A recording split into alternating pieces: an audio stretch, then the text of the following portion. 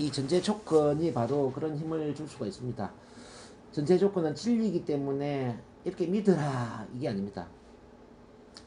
진리로 검증된 건 아니지만 근데 이렇게 믿으면 이것을 인생의 철학으로 또는 인생의 뭐 가치관으로 삼고 살아간다면은 정말 행복할 수 있다라고 했을 때 이대로 한번 해보겠냐 이런 거죠. 예. 이대로 믿고 살아본다면 여러분들이 더 긍정적인 태도와 더 적극적인 태도와 삶을 더 긍정적으로 바라보고 이렇게 살아갈 수 있다면 이 전제 조건대로 한번 살아보겠냐 뭐 이런 겁니다. 그래서 전제로 하고 믿어보자. 전제로 하고 한번 믿어보자. 기정사실화하고 한번 믿어보자 뭐 이런 의미에서 전제 조건이라고 하는 거죠. 근데 저는 이 전제 조건을 통해서 엄청 많은 변화를 했어요. 그 이전에는 고집불통이고 아직 저 혼자 옳다고 생각했던 그런 교만한 마음이 있었다면은 이 전제 조건을 이제 보면서 야, 내 생각이 정말 오만했구나. 그래서 교만 오만에서 이제 벗어나게 되고 이제 좀 유연한 다른 사람 생각을 받아들일 수 있는 그 유연한 사고를 하게 되고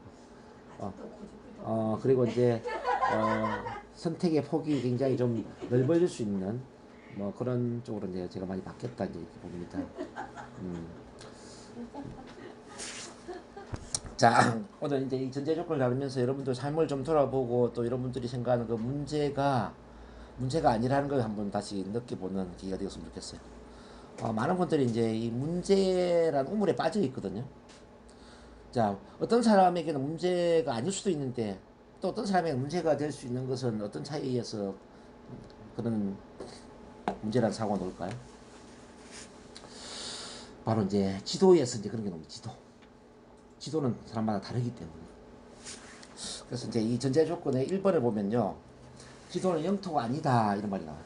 이거는 NLP의 전반을 다 설명하고 있는 건데 이 지도는 영토가 아니라는 개념을 잘 이해를 하면은 내 사고가 잘못될 수도 있구나. 또 다른 사람의 사고가 옳을 수도 있구나. 이런 걸 우리가 이제 받아들일 수가 있습니다. 내가 문제라고 생각하는 게 문제가 아닐 수도 있고 또 다른 사람이 문제라고 생각하는 게 문제가 아닐 수도 있다는 거. 이런 거 있잖아요. 문제에 대한 인식 이런 것도 달라질 수가 있죠. 그럼 지도는 어떻게 형성이 되느냐 이거는 제가 지난 시간에 의사소통 모형에서 충분히 설명했죠. 우리는 오감이라는 감각을 통해서 정보를 받아들이는데 자 쉽게 말하면 눈으로 보고 귀로 듣고 또 피부로 느끼고 접촉하고 움직이고 뭐 냄새 맡고 맛을 보고 이런 이제 오감의 감각 신경이나 감각을 통해서 정보를 받아들이는데 그 정보가 다 머리에 들어오는 게 아니라 마음의 필터를 통해서 어떤 것은 삭제되고 왜곡되고 일반화되고 그러면서 우리 두뇌에 들어오는 정보는 아주 제한적이다 그랬어요. 아주 제한적이다. 실제 정보가 초당 200만 피트라면 머리에 들어오는 정보는 초당 134피트에 지나지 않는다라는 이야기죠. 즉 단으로 환산한다면 실제 정보가 5만 자라면 머리에 들어오는 정보는 5자에서 9자 정도, 즉 7 플러스 마이너스 2에 지나지 않는다. 이걸 우리가 이제 해운대 백사장 모래에 비유한다면 실제 정보가 전체 해운대 모래 백사장이라면 머리에 들어오는 것은 모래를 한 주먹 집었다가 이제 떨어뜨리는 거죠. 그때 손바닥에 남아있는 이 모래의 양, 이게 이제 머리에 들어오는 정보다 이 말이에요. 근데 우리는 실제를 통해서 반응을 하느냐 아니면 머리에 들어와 있는 이 지도, 마음의 지도를 통해서 반응을 하느냐를 이제 봐야 됩니다. 자, 우리는 실제의 반응이 아니라 지도의 반응이라는 거죠. 근데 이 지도는 어떤 사람의 지도가 항상 옳고 어떤 사람의 지도가 항상 틀리고 이게 아니에요. 모든 사람의 지도는 어느 정도의 타당성이 있다는 거예요. 즉 나의 지도도 어느 정도 타당성이 있지만은 상대방의 지도도 어느 정도 타당성이 있다는 얘기죠. 이 세상에 완전히 옳고 완전히 틀리고 이런 지도는 없어. 이해되시나요? 자, 예를 들면 이제 우리가 이 종이 한 장에 대한민국의 지도를 그렸어요. 지도를 그렸는데 이 지도가 사람마다 좀 다르겠죠. 지금은 지도가 나와 있지만 토끼 모양으로, 그죠? 내일 모든 여러분들한테 저 종이 나눠주면 대한민국 지도 그려보세요. 또는 뭐 서울 수도권의 지도를 그려보세요 하면은 지도를 그리겠죠. 지도가 아마 다를 거다 말이에요. 근데 그 지도가 완전히 뭐 틀렸다, 뭐 완전히 맞다 이렇게 이야기할 수는 없을 거다 이 말이에요. 어느 정도의 타당성은 다 있겠다 이 말이죠. 그런 점에서 우리는 상대방의 지도를 존중을 해야 될까요? 아니면 무시해야 될까요? 라는 거죠. 존중을 해야 되겠죠? 자, 그럼 여러분들이 여기 이제 가장 많은 분들 중에 이제 발표 불안의 문제를 갖고 온단 말이에요. 발표 불안을 바라보는 지도도 사람마다 틀리겠죠? 예를 들어, 긴장 떨림. 긴장 떨림이라는 문제가 있어. 긴장 떨림이라는 이 문제를 바라보는 사람의 지도가 틀릴 거단 말이에요. 어떤 사람은 긴장 떨림이 별 문제가 아니라고 생각할 거예요.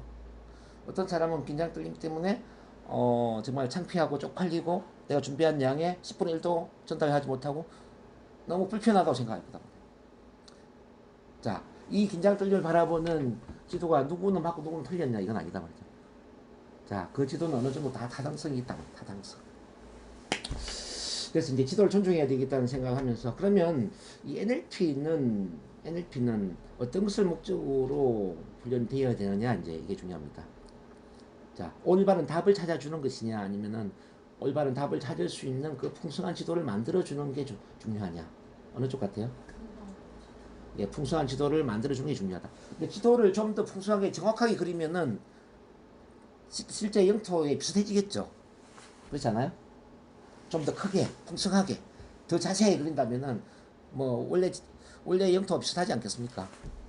근데 이제 편협적으로 좀 작게 그려버리면은 이게 지도가 조금 더 영토가 좀 다른 모습이 되겠죠, 그죠? 그래서 풍성하다는 이야기는 실제에 가까워진다 이 말이에요. 풍성하다라는 것은 올바른 선택을 할 수 있다는 이야기예요. 풍성하다는 이야기는 긍정적으로 변화할 수 있다는 겁니다. 긍정적 반응할 수 있다는 겁니다. 이해되시나요?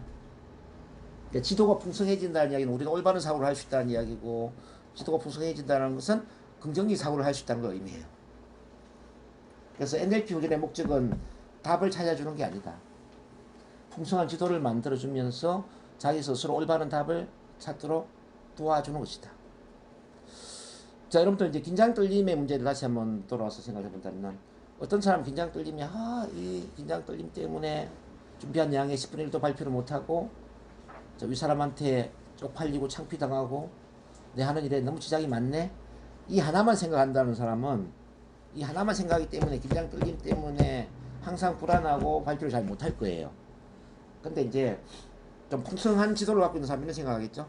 긴장 떨림 때문에 창피할 수도 있고 준비한 양의 발표를 잘 못할 수도 있겠지만 근데 이 긴장 떨림 덕분에 내가 발표 준비를 더 많이 할 수도 있고 스피치 훈련을 더 많이 할 수도 있고 더 나아가서 NLP를 통해 내 마음을 더 크게 변화시킬 수도 있고 또 나를 더 많이 이해하고 나를 더 많이 사랑하는 그런 기회가 될 수도 있겠다.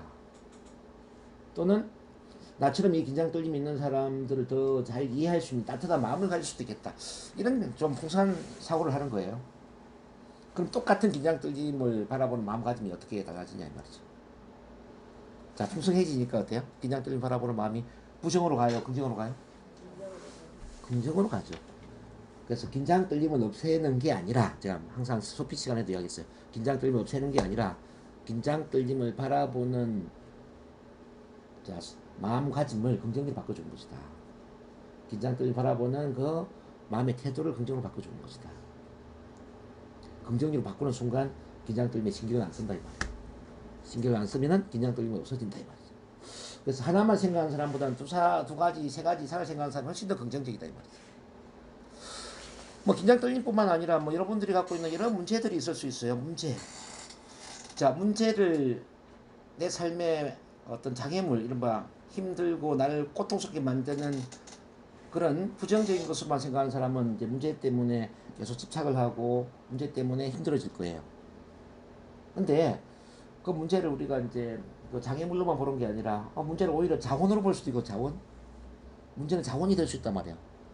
즉 장애물이 될 수도 있지만은 자원이 될 수 있단 말이에요. 자원으로 생각하는 사람이 있거든. 오늘 우리 선생님은 자녀분하고 같이 놀다가 떼놓고 도로 올려니까 얼마나 마음이 힘들었어요, 그죠? 근데 너무 같이 좀 붙어 있다가 떨어지니까 약간 이면에는 이제 좀 편하다 이런 마음도 솔직히 들었어요. 어쨌든 그러면 선생님은 이제 해탈을 했고, 근데 엄마 입장에서 엄마가 그 어린 애를 떼놓고 돌아서는 마음은 애절하죠. 그게 이제 기본적인 엄마의 태도인데, 근데 이제 떼놓고 돌아서는 게 힘들다고만 생각하는 게 아니라 이런 아픔을 뛰어넘어서 엄마가 더 강해지고 엄마가 더 자랑스러운 엄마가 되기 위해서 엄마가 더 나 자신을 다 가꾸는 노력을 많이 해야 되겠구나 이렇게 다짐을 하는 계기로 생각했다면 어때요? 요거는 아픔이 아니라 오히려 성장의 계기가 될 수 있지 않겠습니까? 그래서 이제 이게 어떤 그 현상이나 사물이나 뭐 사건 경험을 바라보는 마음가짐이 한 가지보다는 두 가지 이상 이렇게 풍성해질수록 훨씬 긍정적이다 이 말이에요. 긍정. 그래서 NLP 훈련의 목적은 우리 지도를 풍성하게 만드는 거예요. 선택의 폭이 넓은 지도로 만드는 거예요. 그런데 나중에 다루겠지만 선택할 수 있다는 것은 선택할 수 없는 것보다 훨씬 더 유리하다 이 말이에요. 이해되시나요? 선택의 폭이 넓은 지도를 만들어준다. 선택의 폭이 넓은 지도를 만드는 순간 우리는 부정에서 긍정으로 가는 거예요. 자, 스피치도 이제 오늘 이제 스피치 우리 유박영 선생님 왔으니까 긴장 떨림을 주로 제가 많이 다뤄드릴게요. 스피치 긴장 떨림을 없애기 위해서 애를 쓰는 것보다 긴장 떨림 외에 나머지 선택의 폭을 넓히는 쪽으로 훈련을 해보면은 긴장 떨림은 그냥 해결되죠. 한번 잘 봐봐요. 나는 긴장되고 떨리는 것만 잘해. 라는 나의 모습에서 나는 긴장 떨림도 있어. 그렇지만 나는 편안하게 말을 할 수도 있고 나는 자신감 있게 말할 수도 있고 나는 열정적으로 말할 수도 있고 나는 유머스럽게 말할 수도 있고 나는 스토리텔링으로 이야기할 수도 있고 나는 NLP 언어를 활용해서 말할 수도 있고 나는 촌스럽게 말할 수도 있고 다양한 방식으로 나는 말을 할 수가 있어 라고 한번 생각해보죠. 다양한 그 스피치 방식 중에 긴장 떨림이 한 분야를 차지하는 거지. 그럼 느낌이 어때요? 그럼 긴장 떨리면 신경 쓸 대상이 아니죠. 그렇지 않아요? 신경을 안 쓰면 없어지는 거예요. 그렇긴 한데 그렇게 마음먹기가 그렇게 쉬운 건 아니지 않습니까? 그래서 마음 훈련을 해야 된다. 마음의 태도를 훈련해야 된단 말이에요. NLP가 그래서 필요한 거예요. 제가 하는 말을 귀가 따갑게 들어야 돼요. 세뇌를 시켜야 된다. 제가 하는 말 귀가 따갑게 들어서 세뇌를 시켜야 돼요. 그러면 어느 순간에 제가 생각하는 것처럼 돼요. 이해되시겠습니까? 한 번 들어서 되는 게 아니에요. 수백 번을 들어요. 수백 번을. 비슷한 말 제가 수백 번을 해요. 계속 저를 만나다 보면은 했던 이야기 또 하고 뭐 하여간 이게 뭐야 전제 조건에서도 이야기하지만 나중에 뭐 또 메타 모델 밀터 모형을 다룬다든지 뭐 SOM을 다룬다든지 하면 또 비슷한 이야기를 해요. 계속 듣다 보면은 그렇구나 이렇게 돼. 아시겠습니까? 한 번 들어서 되면은 인간이 얼마나 쉽게 변하겠습니까? 그런 일은 없어요. 자, 이 전제 조건도 한 번 읽고 변화한다면 여러분들 뭐 그건 진짜 너무 쉬운 일이죠. 그래서 앞으로 이런 결심하십시오. 오늘 전제 조건을 배우시고 앞으로 한 달 동안은 매일 전제 조건 1번부터 16번까지를 큰 소리로 낭독하는 연습을 하겠다. 이렇게 한번 결심하십시오. 아시겠습니까? 자, 그러면 지도는 영토가 아니다. 개념을 제가 여러 가지 설명했는데, 자, 지도는 즉 영토가 아니기 때문에, 자, 우리가 지도를 좀 영토에 가까운 풍성한 지도로 변화시키기 위해서는 선택의 폭을 넓히는 그런 지도를 만들어야 된다. 즉 유연한 지도를 만들어야 된다. 고집, 아집불통의 지도가 아니라. 그리고 사람마다 지도가 다르다는 것을 이해를 해야 되고 다른 사람의 지도를 존중할 수 있는 힘을 키워야 된다. 뭐 그런 정도로 이해를 하시면 되겠습니까? 자, 여기까지 이해되셨나요? 자, 미리 좀 말씀드리는데 이거 설명 듣고 자, 오늘 옆 사람하고 또는 뒷사람하고 이 전제 조건을 설명하는 시간이 있기 때문에 옆 사람한테 내가 설명을 하기 위해서는 어떻게 자 공부를 해야 될까, 이해를 해야 될까, 그런 관점에서 들으세요. 자, 이번에는 이제 2번을 봅니다. 자, 인간은 목적 지향적이다. 크게 한번 읽어보세요. 시작. 인간은 목적 지향적이다. 자, 목적 지향적이다. 이제 사람들이 의식하지 못한다 하더라도 모든 행동 어떤 목적을 지향한다는 거죠. 자, 이 목적은 크게 두 가지가 있어요. 어떤 걸 피하기 위한 목적이냐, 어떤 것을 이루기 위한 목적이냐. 어떤 사람은 어떤 걸 피하기 위해서 행동을 해요. 어떤 사람은 어떤 걸 이루기 위해서 행동을 해요. 자, 나중에 우리 메타 프로그램에 가서 이제 이런 걸 배웁니다. 지향형, 회피형, 뭐 이런 성향을 이제 배우게 되는데, 어떤 사람은 뭔가 회피하기 위해서 행동한다. 회피하기 위해서. 어떤 사람 어떤 걸 지향하기 위해서, 즉 이루기 위해서 행동한단 말이에요. 그러니까 회피하기 위해서, 그러니까 이런 피하기 위해서 행동한다는 개념을 한번 보자고요. 긴장 떨림을 없애기 위해서, 예를 들어서 발표 불안을 없애기 위해서, 우울증을 없애기 위해서, 공포증을 없애기 위해서, 불면증을 없애기 위해서, 대인공포증을 없애기 위해서, 이런 게 다 회피예요. NLP를 올려라는 목적이 여러분들이 대인공포증을 없애기 위해서, 발표 불안증을 없애기 위해서, 우울증을 없애기 위해서, 뭔가 없애기 위한 목적이라면은 회피형이다 이 말이에요. 근데 반대로 나는 명강사가 되기 위해서, 심리 상담사가 되기 위해서, 내 비즈니스에서 리더십을 발휘하기 위해서, 더 크게 성공하기 위해서, 돈을 더 많이 벌기 위해서, 내 마음의 평화를 이루기 위해서, 뭔가를 이루기 위해서 NLP를 훈련한다면 여러분들은 지향형이다 이 말이죠. 지향형. 아시겠어요? 모든 인간은 이렇게 뭔가를 좀 피하고 또는 뭔가를 극복하고 뭔가를 이루기 위해서 어떤 행동을 선택해. 그렇지 않습니까? 여기 여러분들 그런 거 없이 오신 분 계십니까? 없죠? 다 어떤 그런 목적을 갖고 있죠? 근데 이게 이제 얼마나 절실하게, 얼마나 절박하게 크냐가 중요하죠. 인간의 행동을 결정짓는 것은 지적인 문제가 아니다 그랬어요. 지식의 문제가 아니다. 지적 능력이 아니다 그랬습니다. 인간의 행동을 결정하는 힘은 바로 동기부여의 문제다라고 합니다. 즉, 이 피하고 싶은 고통이 얼마나 크냐, 그리고 이루고 싶은 이 즐거움이 얼마나 크냐에 의해서 우리는 동기부여가 되고, 그 동기부여의 정도가 행동을 결정짓는다는 겁니다. 쉽게 말해서 이제 지금 뭐 발표 불안을 얘기한다면, 지금 불안 때문에 한시라도 나는 좀 살기가 힘들어. 다음 주에 프레젠테이션 해야 되는데, 강의해야 되는데, 발표 불안 때문에 내가 그 발표를 잘 못하면 회사에서 쪽팔리고 잘리고, 그러면 내가 낙오자가 되고, 뭐 이게 너무 고통스러워. 그러면 이 긴장 떨림을 피하고 싶은 욕구가 굉장히 크겠죠. 고통이 엄청나게 클 거단 말입니다. 그럼 이분은 바로 지금 스피치 훈련을 하거나 뭐 NLP 훈련을 하겠죠. 또 있잖아요. 내가 이 참 NLP를 제대로 훈련하면은 진짜 내 전문 분야에서 몇 단계 점프할 수 있는데, 최고의 전문가가 될 수 있는데, 내 전문 영역을 사람들한테 강의를 해서 돈을 2배, 3배로 더 많이 벌 수 있는데, 더 유명해질 수 있는데, 이것만 하면, 그러면 이제 이렇게 이루고자 하는 이 즐거움이 엄청 크겠죠. 그죠? 그래서 여러분들, 고통이 어마어마하게 커가지고 도저히 참을 수 없는 최악의 고통이 되고, 이루고자 하는 그 즐거움이 너무너무 커서, 어마어마하게 커서 도저히 참을 수 없는 그런 즐거움이 될 수 있다면, 고통과 즐거움은 지렛대가 될 수 있다는 거예요. 지렛대. 이 지렛대가 뭘 만드느냐면은 마음에 강한 결단을 내리게 만드는 거예요. 즉, 강한 동기부여를 준다 이 말이에요. 이 강한 동기부여가 바로 여러분들을 행동하게 하는 거죠. 자, 여러분들이 앞으로 이제 상담을 하거나 또는 코칭을 하거나 뭐 강의를 할 때 이 동기부여를 어떻게 잘 시키느냐가 참 중요합니다. 사람들은 여러분들 찾아올 때 처음에는 그다지 동기부여가 되지 않는 상태에서 찾아오는 분들이 많습니다.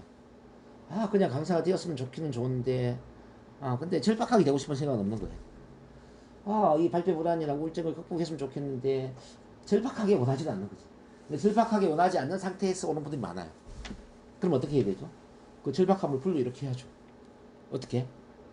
고통을 강화시키고 즐거움을 강화시켜야지. 자, 지금 이대로 살았을 때 인생이 얼마나 황폐해지고 파괴적이고 불행한 쪽으로 가는지, 그리고 이걸 이루었을 때에 인생이 얼마나 행복해지고 즐겁고 자유롭고 정말 환상과 같은 그런 기쁨을 누릴 수 있는 쪽으로 가는지, 이걸 얼마나 잘 동기부여를 시키느냐에 따라서 마음가짐이 달라진다 이 말이에요. 그래서 강의를 잘한다라는 것, 뭐 동기부여를 잘 시킨다라는 이야기는 바로 이렇게 이제 고통과 즐거움의 지렛대를 잘 활용한다라는 걸 의미합니다. 근데 뭐 어떤 사람은 이렇게 또 준비된 상태에서 오는 분도 계십니다. 도저히 참을 수 없었어. 한시라도 뭐 이 우울증을 난 참을 수 없었어. 불안증을 참을 수 없었어. 견딜 수 없는 그 고통 때문에 오는 분들 많이 있죠. 또 이제 이걸 이루면 너무너무 좋을 것 같았어. 이 절박한 즐거움 때문에 오는 분들 계시죠. 이런 분들은 이미 준비된 분이죠. 자, 여러분들은 여기 준비된 분이기 때문에 오늘 일요일 날 저녁에 이렇게 귀한 시간을 내셨습니다. 그죠? 맞아요? 준비된 자신에게 박수 한번 보내십시오. 저기 빨간 데다는 뭐라고 써놓으셨어요? 자, 자신이 원하는 바가 무엇인지 알고 앞으로 얻게 될 것이 무엇인지에 대해 자, 주의를 기울이라 이 말이에요. 그러니까 지금 즐거움이 뭔지 알아라 이 말이에요. 지금 여러분들 NLP를 훈련하는 그 궁극적인 어떤 원하는 결과에 대한 즐거움이 뭔지를 한번 생각을 해봐요. 근데 NLP를 훈련하면 좋을 것이다. 이거보다는 NLP 훈련하면 내 분야의 최고가 될 것이다. 최고의 명강사가 될 것이다. 내 인생이 행복해질 것이다. 뭐 큰 돈을 벌 것이다. 내가 큰 마음의 평화를 누릴 것이다. 어떤 그 목적이 분명하다면 어떻습니까? 그러면은 NLP를 훨씬 더 열정적으로 배우겠죠. 그렇지 않습니까? 어떻게 생각하세요? 그래서 본인의 목적을 잘 이해를 하는 게 중요하다.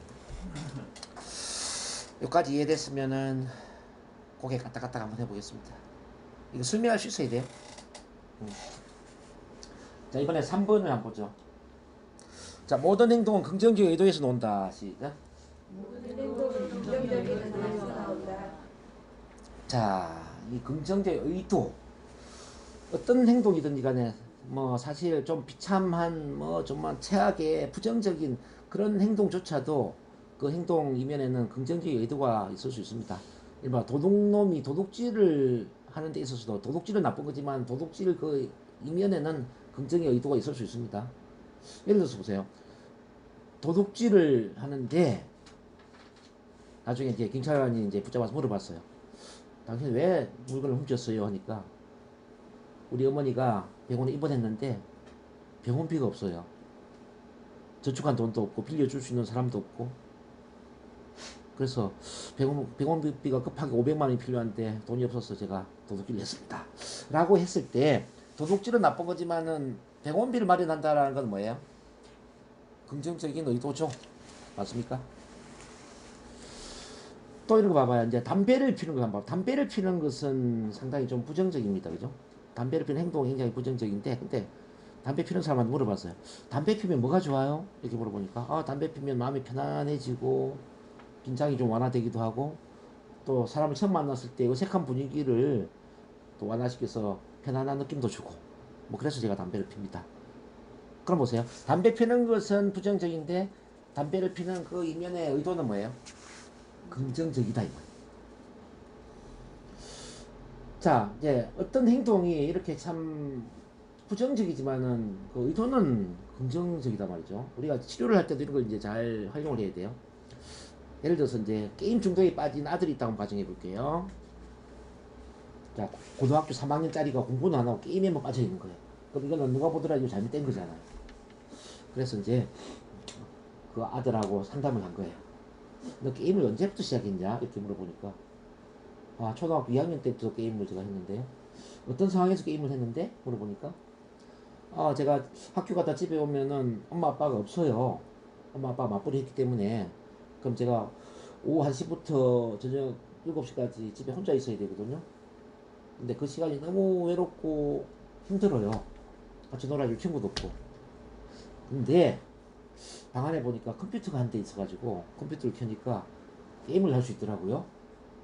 그래서 그때 게임을 하다 보니까 시간도 잘 가고 자, 엄마 기다리는 것도 힘들지 않고 그래서 제가 게임을 하게 된 거예요. 이렇게 이야기하는 거예요. 그럼 잘 봐요. 처음 게임을 배우는 그 최초의 순간에 게임을 하는 긍정적 의도는 뭐였어요? 바로 엄마 아빠를 기다리는 그 외롭고 힘든 시간을 재밌는 시간으로 바꾸는 거잖아요. 그렇지 않습니까? 그러면 그 게임을 한 의도는 좋아요, 안 좋아요? 좋죠. 그럼 우리가 게임을 그만두게 하기 위해서는 너 게임을 그만둬. 고등학교 3학년짜리가 지금 공부도 안 하고 게임 해서 되겠어? 이렇게 한다면은 게임 끄는 게 쉽지가 않지만 네가 게임을 처음 시작한 게 이렇게 엄마 아빠를 기다리는 그런 힘든 마음을 줄이기 위해서 게임을 했구나. 그건 참 좋은 일이네. 근데 너는 지금 초등학교 2학년이 아니지 않냐? 지금 초등학교 2학년이 아니고 고등학교 3학년인데 고3짜리가 초2 때 그 마음으로 게임을 했어야 되겠냐? 니 초2 때 그때는 그 엄마 기다리는 시간에 다른 선택의 여지가 없었고 게임하는 게 가장 좋았지만은 지금 고3인 이 위치로 볼 때는 게임 외에도 할 수 있는 게 많잖아. 뭐 수학 공부도 할 수 있고 국어 공부도 할 수 있고 영어 공부도 할 수 있고 그다음 인터넷 강의도 들을 수 있고 이렇게 좋은 게 많은데 게임에 빠져서 되겠니? 이제 게임 하는 대신에 시험도 얼마 안 남았는데 수능 공부를 위해서 인터넷 강의를 한번 들어보는 거 어떠냐. 자, 이렇게 상담을 했다고 가정해봐요.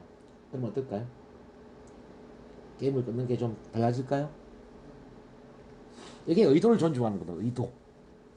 근데 우리가 이제 어릴 때 보면은 학교에서 이제 선생님이 우리 어떻게 지도했는지 한번 잘 봐봐요. 학교에 이제 수업 시간에 지각하는 경우가 있잖아요. 시골 같은 경우는 특히나 지각생들이 참 많았는데 저희 같은 경우에도 이제 학교까지 15리길을 걸어가야 돼요. 근데 이제 비가 많이 내리면은 이 다리가 물이 넘쳐버려. 지나갈 수가 없어요. 그러면 물이 빠질 때까지 기다려야 돼요. 그러니까 1시간, 2시간 기다릴 수도 있다는 거죠. 근데 예를 들어서 이제 이렇게 지각을 했어. 근데 선생님이 야 지각생 나와. 그러면서 막 손바닥 한 1대2 때려. 지각했다라는 그 잘못된 행동 때문에 손바닥을 그냥 맞았던 거죠. 만약에 이제 우리 그 선생님이 그냥 때리는 게 아니라 너 어떻게 해서 지각했니? 그 의도를 못 물었다면, 그 의도를 존중했다면 어떨까요? 너 왜 이렇게 늦었어? 비가 많이 내려가지고요. 다리가 넘쳤거든요. 혹시 사고 날까봐 물이 빠질 때까지 기다리다 보니까 이렇게 1시간, 2시간 늦었네. 선생님 죄송합니다. 예를 들어서 이렇게 이야기했다면 생각해봐요. 그럼 담임선생님 그랬구나. 그래 지각하더라도 이렇게 네가 다리를 건너지 않고 기다리는 거 참 잘했구나. 고맙다. 이렇게 이야기했다면 생각해봐. 그러면 그 애 마음이 어떻게 될까요? 앞으로 지각도 하지 않고 뭐 안전에 대해서도 더 많이 신경을 쓰는 그런 좀 괜찮은 애가 됐을 겁니다. 근데 여러분들 잘 아는 이제 그 지존파의 두목 김기한이라고 있어요. 여러분들 지존파를 기억할지 모르지만은 94년도에 그 살인 공장을 차려놓고 막 그 부자들은 다 죽인다 하면서 이렇게 사람을 죽인 살인 단체가 있었는데 이 김기한이라는 애가 어떻게 지존파 두목이 됐는가 그걸 보면은 이 행동과 의도를 구분하는 게 얼마나 중요한지 알 수가 있어요. 자, 이 김기한이가 어릴 때는 공부도 잘하고 학급 반장까지 했답니다. 근데 초등학교 3학년 때 초3 담임 선생님 누군지는 모르겠지만은 육성회비를 안 냈다고 너 육성회비 내일까지 안 가져오면은 알지? 죽여버릴 거야. 이렇게 협박을 하면서 뺨을 한 20대를 때린 거예요. 이렇게. 훔쳐서라도 가져와 이렇게 얘기한 거예요. 훔쳐서라도 육성회비 내일까지 가져와. 가져오면 죽여버리겠다. 자, 그러면서 이제 이 김기한이가 집으로 돌아가면서 이를 갈았다는 거죠. 부자들은 다 죽여버릴 거야. 내가 부자가 아니기 때문에 이렇게 모욕을 당했어. 만약에 그 선생님이 이제 너 육성회비를 왜 내지 않니? 이렇게 의도를 물었을 때 김기한이 집이 너무 가난해요. 집에 돈이 없어요. 지금은 육성회비 내기가 힘들어요. 자, 엄마한테 한번 말씀드려 볼게요. 예를 들어서 이렇게 했을 때 그래 집에 돈이 많이 없구나. 많이 힘들구나. 그렇게 의도를 존중해 주면서 만약에 선생님이 좀 더 감동적으로 이렇게 했다고 생각해봐요. 그럼 선생님이 이번 달에 선생님 월급으로 이 육성회비 대신 내줄 테니까 다음에 네가 어른 되면 갚아라. 물론 그런 선생님 잘 없지만 그렇게 육성회비를 대신해 주면서 다음에 네가 갚아라 라고 그 얘기를 했다면은 김기한이가 어떻게 됐을까 한번 생각해봐요. 그럼 이 김기한이가 과연 지존파를 결성했을까요? 어떻게 생각하십니까? 어릴 때 단 한 명이라도 감동을 주는 그런 어떤 선생님이 있었다면 그 사람의 인생은 바뀔 수가 있거든요. 예를 들어 김기한이도 그렇고 뭐 거기 이제 김현양이라든지 그 이제 범죄를 저지르는 애들은 다 보면 어릴 때 이제 뭐 사랑받지 못하고 인정받지 못하고 무시당하고 외면당한 그런 경험 때문에 부자들은 다 죽여버린다 그런 악에 바친 이른바 세상에 대한 분노를 품었다는 거죠. 그래서 이제 그 살인 집단을 만드는데 그래서 우리 사회가 이렇게 나쁜 행동만 바라보고 이 행동은 나빠. 자, 이 행동 나쁘기 때문에 너는 나쁜 인간이야. 라는 시각이 아니라, 자, 이 나쁜 행동에도 긍정적 의도가 있다는 걸 존중해 주는 거예요. 그렇다면 이 사회는 굉장히 달라지지 않을까 하는 생각이 듭니다. 자, 제가 NLP 처음 배울 때 우리 설경훈 박사님이 이런 예를 한번 들어주셨어요. 자, 이 행동과 의도의 중요성을. 큰아들과 둘째 아들이 접시를 깨뜨렸는데 큰아들은 접시를 3개를 깨뜨렸다는 겁니다. 둘째 아들은 접시를 1개를 깨뜨렸대요. 그 큰아들은 3개, 둘째 아들은 1개. 이렇게 접시 깬 숫자를 보니까 누가 더 큰 잘못을 저질렀습니까? 큰아들이죠. 만약에 의도를 존중하지 않고 야 너는 접시 세 개 깨뜨렸으니까 손바닥 3대 맞아. 너는 한 대 맞아. 이렇게 했다면 아마 좀 문제가 될 거예요. 근데 이제 지혜로운 엄마가 이렇게 물어보는 거죠. 지혜로운 엄마가, 야 아들아, 너는 어떻게 해서 그 접시를 3개를 깨뜨렸냐? 이렇게 물어보니까 엄마가 맨날 맞벌이 한다고 집에 늦게 들어오니까 엄마가 너무 힘들어하는 것 같아서 엄마 오시기 전에 제가 설거지를 해 놓으려고 하다가 설거지는 했는데 그릇을 싱크대에 정리하다가 제가 떨어뜨렸어요. 그래서 3개가 깨졌어요. 이렇게 이야기하는 거예요. 이게 둘째 아들한테 물어본 거죠. 둘째 너는 어떻게 3개를 깨뜨렸냐 하니까, 아 형이 설거지 한다고 저랑 놀아주지 않아가지고요, 접시 돌리기 하면서 내가 놀다가 떨어뜨려서 깨뜨렸어. 이렇게 이야기하는 거예요. 자, 그럼 이렇게 이제 봤을 때 접시 깨뜨린 거는 형이 더 많이 깨뜨렸지만 의도로 보면 누구의 의도가 더 좋죠? 형이 좋죠. 그럼 여러분들이 엄마라면 어떻게 이야기해야 되겠냐 한번 생각해봐요. 야, 너가 정말 저기 엄마를 위해서 이렇게 설거지까지 하려는 그런 고운 마음을 가졌구나. 고맙다 아들아. 근데 설거지는 엄마가 해도 되니까 앞으로는 그 시간에 동생하고 놀아주고 아니면 공부하고 안 해도 괜찮아. 이렇게 고맙다고 막 안아준 거예요. 그리고 동생한테는 이 접시는 놀이기구가 아니라 음식 먹는 도구이기 때문에 절대 접시를 가지고 놀면 안 돼. 엄마가 자, 장난감 하나 더 사줄 테니까 앞으로 접시 가지고 놀면 안 돼. 이렇게 해준 거예요. 그러면 두 아들이 어떻게 될까요? 상당히 긍정적이겠죠.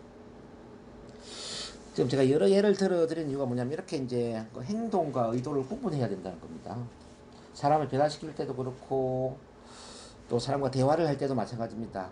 인간관계를 맺을 때 그 행동 자체가 절대 그 사람이 아닙니다.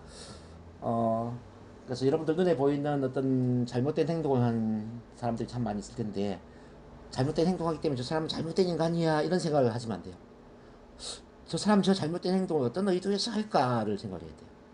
어떤 의도에서 할까? 자, 그렇게 바라본다면은 사람을 좀 더 깊이 이해할 수 있는 기회가 되지 않을까 하는 생각이 듭니다. 요즘 이해되시나요? 저는 여기에 대한 깨달음으로 제가 정말 큰 변화를 했어요. 제가 사람을 만날 때 이제는 사람을 쉽게 판단하지 않아요. 사람을 그 행동을 절대 판단을 하지 않게 되더라고요. 행동을 유심히 보게 되고 행동 이면에 들어있는 의도가 뭘까를 관찰하게 되고, 그러니까 참 관계가 너무너무 좋아지더라는 거죠. 자, 그리고 이제 저한테 아주 큰 도움을 준 전제 조건인데요. 지금도 이제 이 무의식은 선의식이다. 요거는 저한테 큰 감동으로 남아 있습니다. NLP가 준 가장 큰 선물이 아닐까 이런 생각이 들어요. 자, 무의식은 선의적이다. 시작. 무의식은 선의적이다. 자, 무의식은 항상 우리를 도와주려고 한다는 거예요. 무의식은 항상 우리를 도와주려고 해. 자, 쉽게 말하면 이렇게 저는 비유를 할 수 있어요. 무의식은 돌쇠와 같은 존재야. 돌쇠. 내가 마님이라면은 무의식은 돌쇠예요. 자, 돌쇠가 마님한테 하는 역할이 뭡니까? 돌쇠는 마님한테 무조건적인 충성을 다해야 되죠. 맞아요? 근데 돌쇠는 판단 능력이 없어요.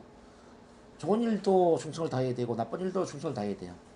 예를 들어 마님이 좋은 일을 시키더라도 따라서 해야 되고 안 좋은 일을 시켜도 따라서 해야 된다니까요. 그게 돌쇠 아닙니까?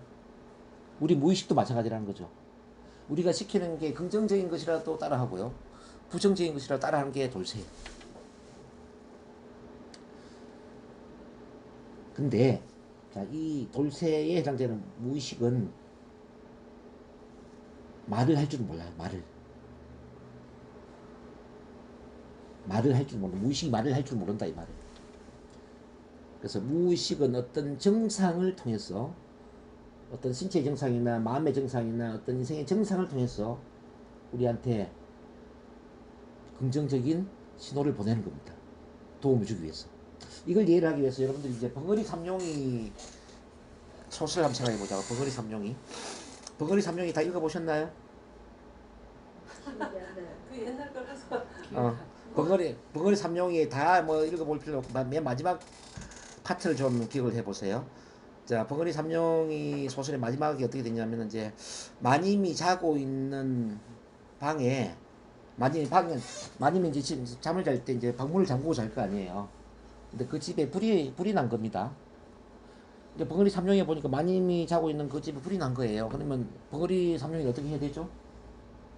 불이 났다라는 걸 마님한테 알려야지. 근데 벙어리니까 말을 못 할 거 아니에요. 그래서 삼룡이가 마루를 막 지팡이를 가지고 두드리는 거죠.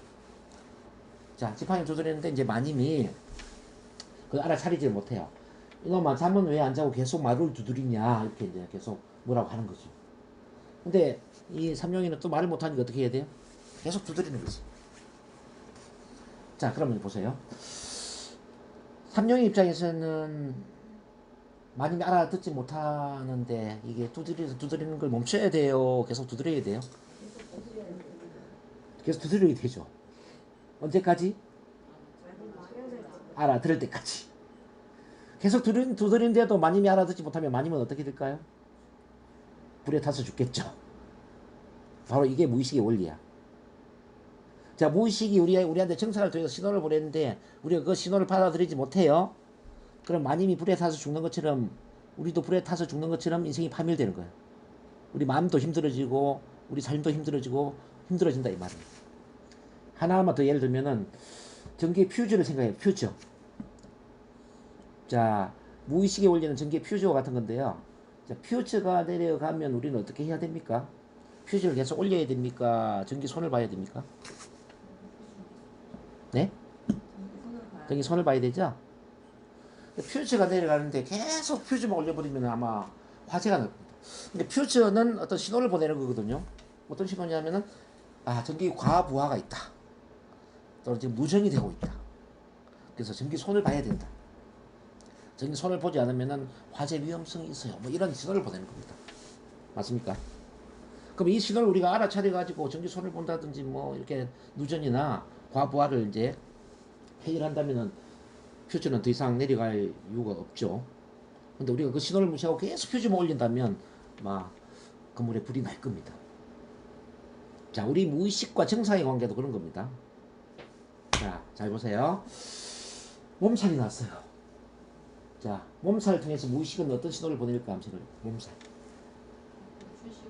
그렇죠. 휴식을 취해라. 과로를 하시면 안 됩니다. 예? 잠을 충분히 자야 됩니다. 뭐 이런 신호를 보내겠죠. 그러니까 몸살 났을 때 우리가 휴식을 하고 잠을 충분히 자고 이렇게 자, 그 신호를 받아들인다면 몸살은 아마 조만간 낫겠죠. 자, 몸살만 그런 게 아니라 긴장 떨림도 마찬가지예요, 선생님. 우리 유박현 선생님, 긴장 떨림, 우리 무의식은 긴장 떨림을 통해서 신호를 보내는 거예요. 자, 그러면 이제 발표 불안에 대한 관심 갖고 한번 생각해 봅시다. 우리 무의식은 긴장 떨림을 통해서 어떤 신호를 보낼까요? 긴장 떨림을 없애라고 신호를 보낼까요? 긴장 떨림을 통해서 뭘 하라고 신호를 보내는 겁니까? 예, 발표 준비를 더 많이 해라. 또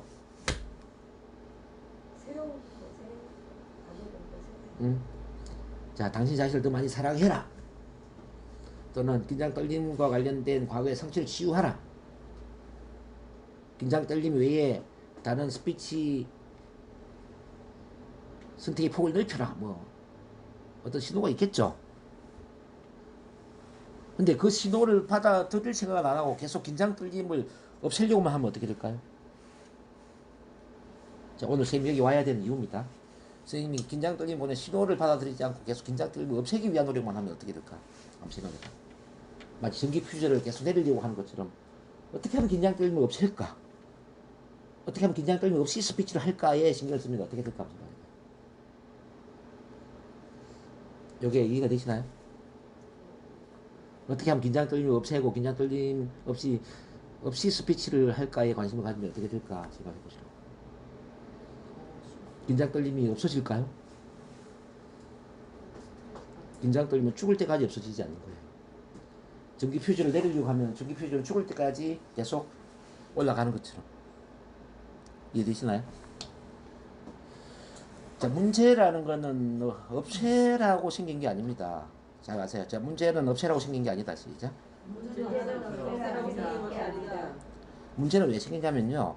문제가 주는 그 신호를 받아들이라고 생긴 거예요. 신호. 문제가 주는 긍정적 신호를 받아들여서 그 신호에 맞게 행동을 하라고 문제가 생긴 겁니다. 여러분 삶의 문제도 그래요.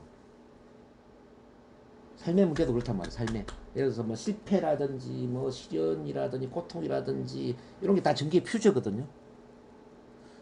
자, 실패를 했을 때 실패를 안 하려고만 계속 생각하면 어떻게 되느냐? 더 많이 실패할 수밖에 없어요.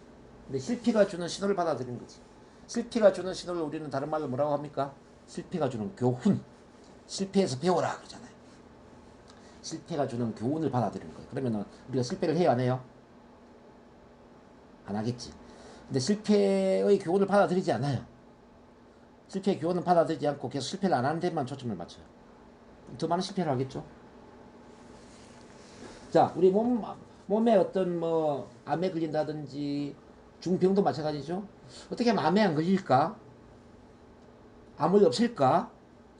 암에서 극복할까? 그러면 이 암 치료가 안 된다 이 말이에요. 자, 암이라는 게 주는 신호가 있단 말이에요. 암은 어떤 신호를 보낼까 한번 생각을 해봐요, 여러분들. 앞으로 이제 암 환자들 여러분 치료를 해야 될 텐데 우리 몸에 생긴 암은 어떤 신호를 보낼까요?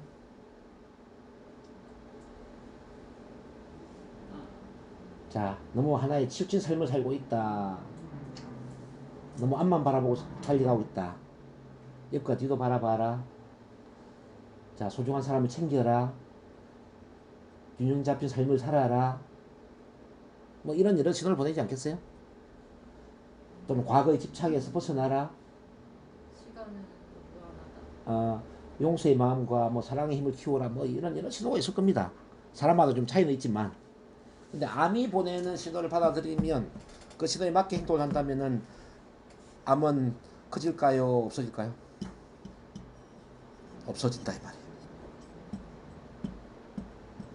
자, 그러면 여러분들 좀 알기 쉽게 여러 예를 좀 더 들어보겠습니다. 우울증은 어떤 신호죠? 우울증도 전혀 우울증은 우울하다는 건 어떤 신호죠? 어떤 신호를 보낼까요? 활기찬 활동을. 그렇죠. 활기찬 활동을 해라. 그대로 주저앉아 있지 말고 활기찬 활동을 하라 이 말이에요. 두려움은 어떤 신호죠? 두려움. 어떤 두려움이 있어요. 자, 두려움은 제가 발표 불안 시간에 많이 강조하지만은 당신이 원하는 것에 에너지를 집중하세요. 자, 발표에 대한 두려움은 발표할 내용에 집중을 하세요 이 말이에요. 발표 내용에 집중하세요. 발표할 주제에 집중하세요. 이런 거예요. 좀 두려움과 비슷한 건데 불안이라는 게 있어요. 불안은 어떤 신호를 보낼까요? 불안하고 두려움은 좀 다릅니다. 뭐 예기 불안, 뭐 미래에 대한 불안, 시험 불안, 뭐 발표 두려움이 있지만은 발표 불안이 있어요. 이 불안은 뭘까요? 준비하라. 그쵸. 좀 NLP를 아주 진짜 배우는데 이렇게 잘 아세요? 우리 연주 선생님이 아주 빠릅니다. 그쵸. 불안은 뭔가를 준비할 필요가 있다. 자, 미래에 대한 막연한 불안은 미래에 대해서 미리 좀 목표를 세우고 뭔가를 준비하라는 이야기고, 발표에 대한 불안, 발표 준비를 열심히 하라는 이야기고, 시험 불안은 뭐예요?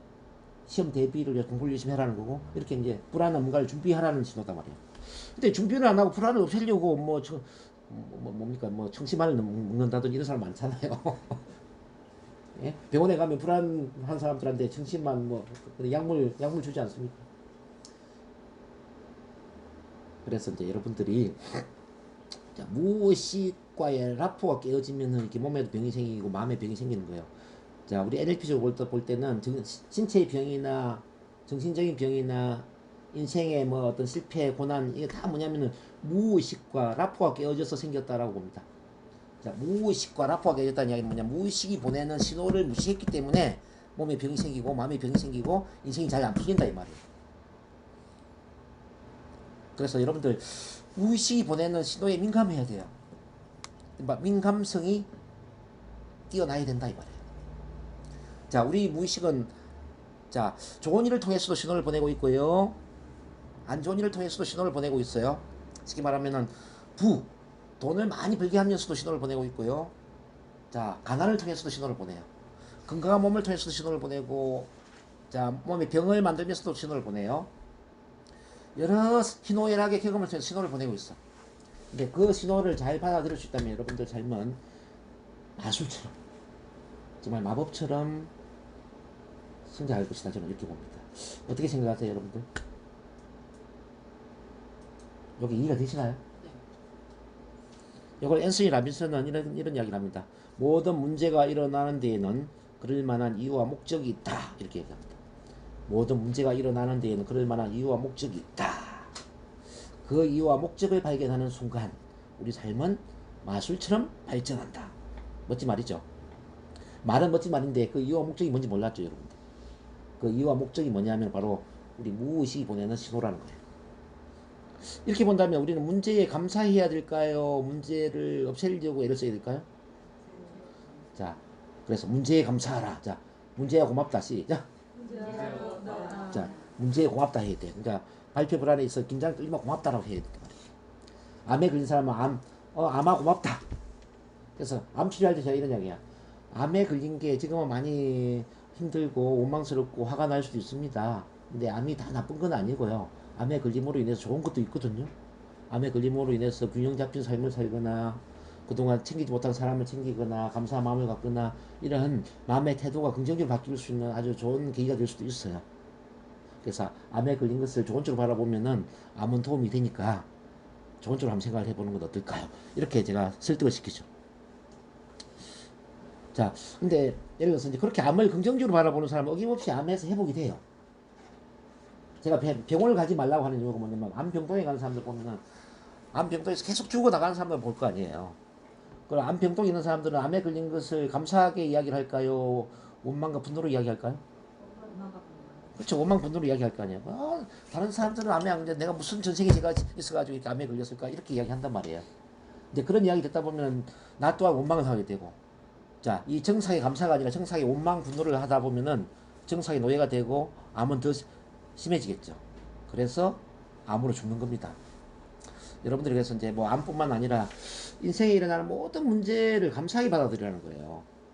자, 이 문제가 보내는 신호가 뭘까를 생각하라는 겁니다. 아픔도 신호를 보내고 고통도 신호를 보내고 시련, 고난, 뭐 질병, 뭐 정신적으로 보면 우울증, 불안증 이런 정신적인 어떤 문제 다 신호예요. 근데 이 신호를 무시하기 때문에 힘들어집니다. 저는 이 마음의 태도를 바꿔주는데 제가 상담 시간에 아주 많은 시간을 제가 할애를 하거든요. 강의 시간에도 아주 많은 시간을 제가 할애를 하는데 이걸 알아듣는 사람은 어김없이 바뀝니다. 근데 1년이 돼도 알아듣지 못하는 사람들이 있어요. 그러면 어쩔 수 없어요. 그래서 제가 한탄을 하죠. 이 세상 모든 사람을 내가 바꿀 수는 없구나. 이 세상 모든 사람을 바꿀 수는 없구나. 알아듣는 사람만 바꿀 수 있구나. 근데 그 알아듣고 알아듣지 못하고 그 경계를 여러분들 이해를 하셔야 돼. 지금 제가 말씀드린 이거 문제에 감사한 마음을 갖느냐 문제에 원망의 마음을 갖느냐 이거예요. 쉽게 말하면 이 문제가 주는 긍정의 신호를 받아주느냐 그 신호를 알아차리지 못하느냐. 실패를 해도 실패가 주는 신호를 알아듣지 못하는 사람은 영원히 실패할 수밖에 없고요. 불행 속에서 불행이 주는 신호를 받아들이지 못하는 사람은 영원히 불행한 삶을 살아야 됩니다. 여러분 절망 속에 절망이 주는 신호를 받아들이지 못하잖아요. 그러면 절망 속에서 살 수밖에 없어요. 근데 절망 속에서 깨닫잖아요. 이 절망이 주는 신호가 뭔지. 그럼 우리는 노숙자의 삶에서 벗어날 수 있고 실패자, 뭐 자살 충동 이런 데서 벗어나는 겁니다. 제가 이제 여러 이야기를 드린 이유는 이 무의식이 선인적이라는 게 저한테 너무너무 큰 영향을 줬기 때문에 저는 이 깨달음을 통해서 인생이 정말 180도로 바뀌었어요. 저 또한 여러분들 이상으로 산전수전 땅굴리가 제가 겪은 사람이거든요. 얼마나 제 삶에 파란만장한 그런 일들이 많았겠습니까? 이제 그런 것들을 이제 이 NLP 전제적으로 보기 전에는 원망과 분노로 봤죠. 그리고 어떻게 해결할 것인가 문제 해결적인 관점에서 바라봤단 말이에요. 근데 이제 무의식 선의적이다 이걸 깨닫고 나서 보니까 이거는 문제 해결이 아니라 문제는 감사고 문제는 더 큰 의미 있는 비전을 위한 자원이더라고요. 자원. 문제는 활용해야 될 자원이지 문제는 없애는 게 아니에요. 우리 삶에서 일어나는 어떤 것이라도 우리한테 도움이 안 되는 게 없어. 모든 것은 도움이 다 된다. 심지어 심형, 고통, 그 절망조차도 우리한테 다 도움이 될 수 있다는 거. 신체 장애조차도 도움이 된다는 거. 그래서 이 모든 문제를 없애야 될 대상이 아니라 활용해야 될 자원으로 바라볼 때, 그 감사의 대상으로 볼 때 우리 삶은 마술처럼 바뀌더라는 거죠. 저도 그렇게 해서 이제 바뀌었고요. 지금도 바뀌고 있고. 자, 여러분들도 그렇게 해서 바뀌기를 바랍니다. 그럴 수 있겠습니까? 네. 목소리 작은 거 보니까 별로 깨달음이 없는 것 같은데. 저는 이걸 전달하려고 무던 좀 애를 썼는데. 자, 5번이죠. 이해하기를 원한다면 실행하라. 이해하기를 원하면 실행하라. NLP는 실행을 위한 그런 행동 심리학이라고 이제 보셔야 됩니다. 직접 실행하면서 배우는 것이 가장 큰 학습이다. 직접 실행하면서 배우는 법이다. 그러니까 백문불여 일견, 백견불여 일행 이렇게 나와 있는데 이게 뭐냐면 하면 100번 듣는 것보다 한 번 보는 게 낫다는 뜻이에요. 100번 보는 것보다 한 번 행하는 게 더 낫다 이 말이에요. 그 영어로 보면 hear you forget, 들으라 그러면 당신은 잊어버릴 것이다. see you memorize, 보아라 그러면 당신은 암기할 것이다. 즉 기억할 것이다. act you understand, 행동해라 그러면 당신이 이해할 것이다. 그래서 제가 이제 여러분들한테 시키는 게 뭐냐면은 NLP를 이해하기 위해서 공부하지 말고요, 가르치기 위해서 공부해라. 그래서 제가 가르치는 시간을 드릴 텐데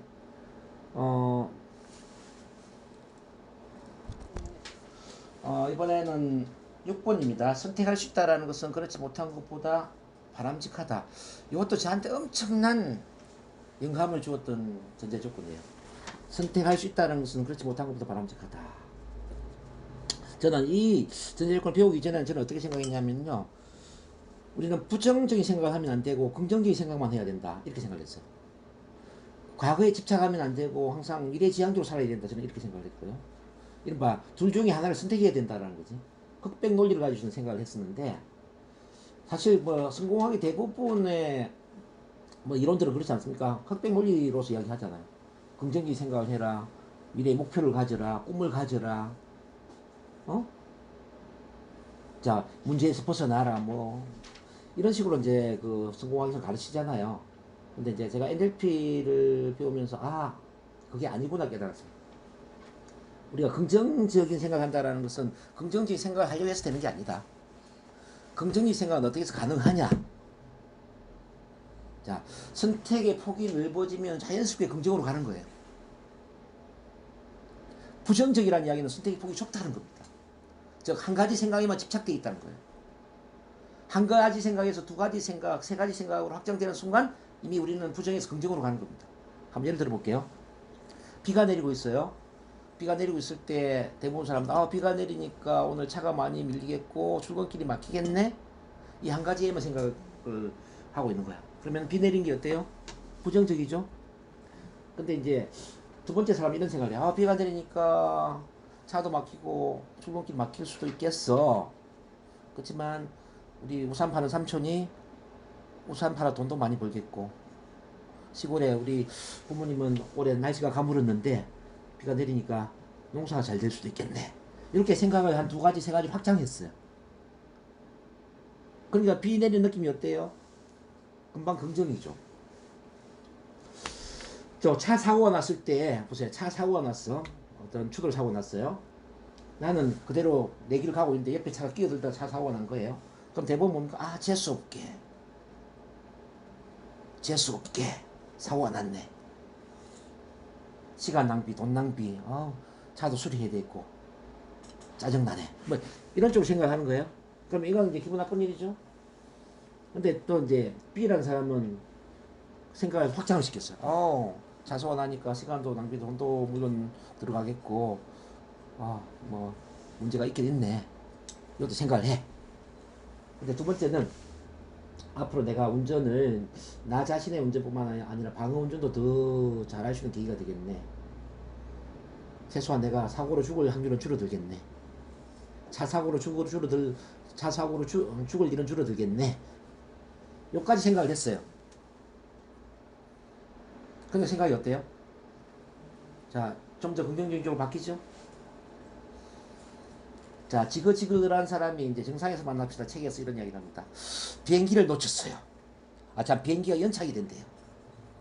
9시에 출발해야 되는데 비행기 연착이 되고 10시에 출발한다는 거예요.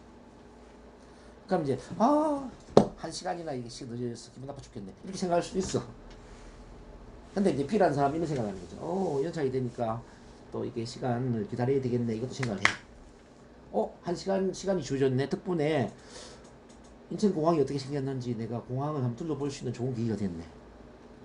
오늘 아침도 안 먹었는데 아침을 먹을 수 있는 좋은 또 시간이 주어지겠어. 공항도 좀 구경하고 아침 식사를 해야지. 여기까지 생각한 거예요. 그럼 느낌이 어때요? 자, 비행기 연착된 게 긍정이죠. 지금 제 말이 이해가 되고 있습니까? 한 가지에서 두 가지 이상 생각으로 확장이 되는 순간 부정에서 긍정으로 바뀌고 있다 이 말이에요. 자, 우리 유방현 선생님 관심 갖는 긴장 떨림도 같은 원리예요.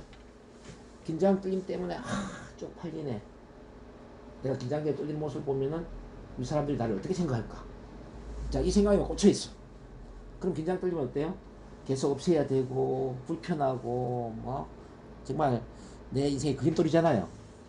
근데 그 생각을 하면서 그 생각을 없애는 게 아니라 그 생각을 또 다른 생각을 확장시키는 거죠. 긴장 떨림이 있으니까 이 사람이 나를 어떻게 생각할지 신경 쓰일 수도 있어. 긴장 떨림이 있으니까 내가 일요일마다 스피치 훈련도 하고 NLP 훈련을 더 열심히 해야 되겠네. 긴장 떨림이 있으니까 어쩌면 장기적으로 내가 스피치 전문가가 될 수도 있겠어. 이번 계기로 그냥 은퇴하고 내가 스피치 하고 난 차려봐. 이 생각까지 한 거예요. 그럼 긴장 떨림이 어때요, 느낌이? 굉장히 긍정적이죠. 그러니까 생각이 확장된다는 이야기는 부정에서 긍정으로 간다 이 말이에요. 부정적인 생각을 하고 있다는 이야기는 뭐냐면 그 사람이 부정적인 사람이라서 부정적인 생각을 하는 게 아니에요. 생각의 폭이 좁기 때문에 부정적인 생각을 하는 게 있습니다. 인생을 부정적으로 살아가는 사람이 부정적인 사람이기 때문에 그런 게 아니에요. 편협적이기 때문에 인생을 바라보는 관점이 편협적이기 때문에 부정적인 삶을 살아가는 거죠. 그래서 우리가 보다 더 성공적이고 보다 더 건강하고 보다 더 행복한 쪽으로 가려면 어떻게 해야 되느냐? 선택의 폭을 넓혀야 된다는 거예요. 모든 점에 있어. 우리 사고에 있어서 선택의 폭을 넓혀야 돼. 행동에 있어서 선택의 폭을 넓혀야 돼요. 인간관계에 있어서 선택의 폭을 넓혀야 돼. 기술 능력에 있어서도 선택의 폭을 넓혀야 돼요. 어떤 직업 일에 있어서도 선택의 폭을 넓혀야 돼. 모든 게 선택의 폭이 넓은 쪽으로 확장이 되잖아요. 그럼 어떻게 될까요? 우리는 보다 더 긍정적인 삶을 살 수 있다는 뜻입니다. 자, 인간관계도 보세요. 되게 커뮤니케이션도 다루겠지만은 나는 나랑 잘 맞는 성향이 잘 맞는 사람하고 잘 어울려.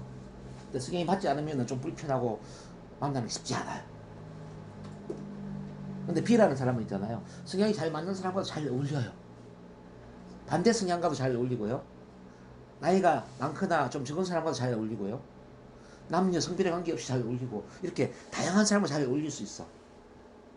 어떤 사람이 성공할까요? 다양한 사람이겠죠. 그렇지 않아요?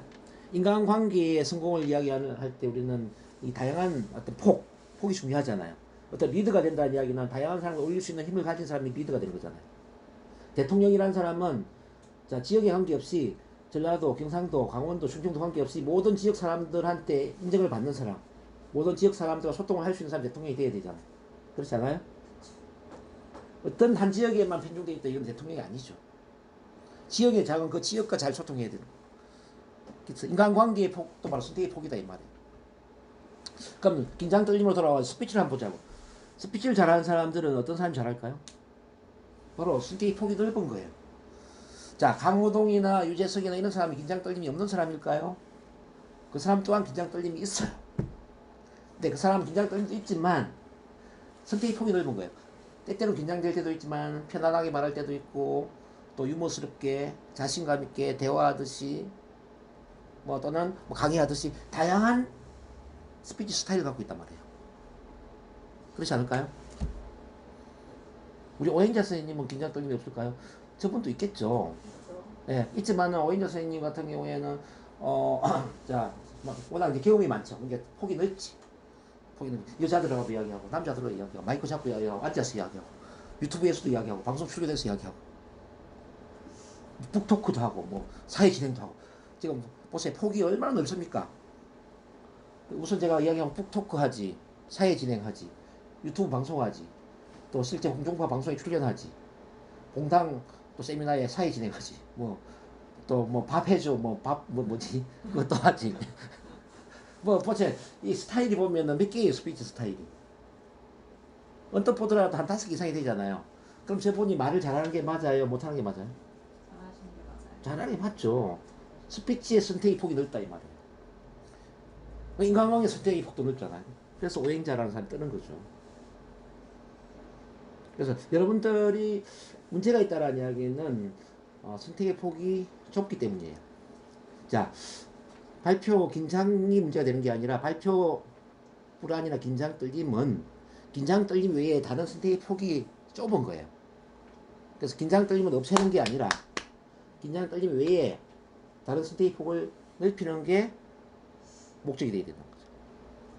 이해되시나요? 그렇게 가야 되죠. 유방현 선생님 긴장 떨림을 없애기 위해서 백날 노력해 본들 죽을 때까지 없어지지 않죠. 근데 긴장 떨림을 갖고 있으면서 다른 걸 넓혀보세요. 다른 거. 긴장 떨림이 있지만 선생님도 유튜브 방송을 해보시고 NLP 강의도 해보시고 사회 진행도 해보시고 뭐 유머 스피치도 해보시고 다양한 어떤 스타일을 한번 해보시라는 거죠. 그럼 어떻게 될까요? 나중에 긴장 떨리면 신경 안 썼죠. 자, 예를 들어서 알코올 중독이라든지 게임 중독이라든지 뭐 담배 꼴초라든지 이런 중독증 있지 않습니까? 중독증이 문제가 되는 거는 왜 문제가 될까요? 중독증이라는 거는 한 가지만 할 수 있는 게 중독증이에요. 알코올 중독은 술 마시는 것만 잘하는 게 알코올 중독이란 말이에요. 게임 중독은 뭐예요? 게임만 잘하는 게 게임 중독이에요. 그렇지 않나요? 그러면 중독에서 벗어나려면 어떻게 해야 되죠? 자, 그 반대도 잘하게 도와주는 거지. 자, 알코올 중독에서 벗어나려면 술 잘 마시는 것만 잘하는 게 아니라 술 안 마시는 것도 잘할 수 있도록 도와주는 거예요. 그러니까 술을 끊는 게 중요한 게 아니라, 보세요. 술 끊는 게 중요한 게 아니라 술 마실 때는 술을 마시고, 자, 술을 안 마셔야 될 때는 안 마시는 거예요. 그러니까 술 마시는 것과 술 안 마시는 것을 조절할 수 있으면은 알코올 중독에서 벗어난다 이 말이에요. 맞습니까? 게임 중독도 마찬가지로 게임을 할 때와 게임을 안 할 때를 구분해서 할 수도 있고 안 할 수도 있는 능력이 있으면은 게임 중독이 벗어난다 이 말이에요. 모든 중독이라는 것은 두 가지를 못하니까 생기는 거예요. 사람 중독도 마찬가지예요. 사람 중독, 뭐 예를 들어서 스토크라든지 의처증, 의부증 이런 것도 중독 아닙니까? 자, 스토크는 보세요. 한 사람만 좋아하는 거죠. 한 사람만 따라다니는 거잖아요. 한 사람만 좋아하지 말고 두 사람 이상해서 좋아해야 됩니다. 그거 문제 있잖아요. 그러면 이미 집착에서 벗어나지. 그렇잖아요? 바람둥이 되는 거지. 그렇잖아요. 그리고 이제 우리 이거 저기 뭐 의처증, 의부증 마찬가지예요. 자기 남편이나 자기 아내를 의심하는 거잖아요. 그럼 이제 마음을 이렇게 묻는 거지. 니 아니면 다른 여자 만나지 뭐. 니 아니면 내가 이혼하고 다른 남자 만나지 뭐. 예를 들어서 이렇게 니 아니더라도 나는 다른 사람 만날 수 있다고 생각하잖아요. 그러면은 의식증, 의부증 없어진다니까요. 그러니까 니가 아니면 안 돼. 오로지 너만 있어야 돼. 이렇게 생각하니까 집착하고 의심하는 거죠. 그렇지 않습니까? 그러니까 이제 모든 인생의 문제가 이 중독증에서 일어나는데 중독증 또한 선택의 폭이 넓기 때문이다. 그래서 우리가 선택의 폭이 하나에서 둘로 바뀌는 순간 이미 중독에서 벗어난다. 중독만 벗어나는 게 아니라 문제에서 벗어난다. 이 문제. 자, 문제도 한번 다시 생각해 볼게요. 문제는 하나의 우물이잖아. 우물에 빠져 있는 거잖아요. 문제는 우물에 빠져 있는데 개구리가 우물 안에서만 세상을 보면 뭐만 보이죠? 개구리 우물 안에서 세상을 보면 뭐가 보입니까? 우물만 보이잖아. 우물. 그러니까 우물만 세상인 거예요. 우물 안에 개구리는 우물만 세상인 거예요. 근데 개구리가 우물 밖을 나온 겁니다.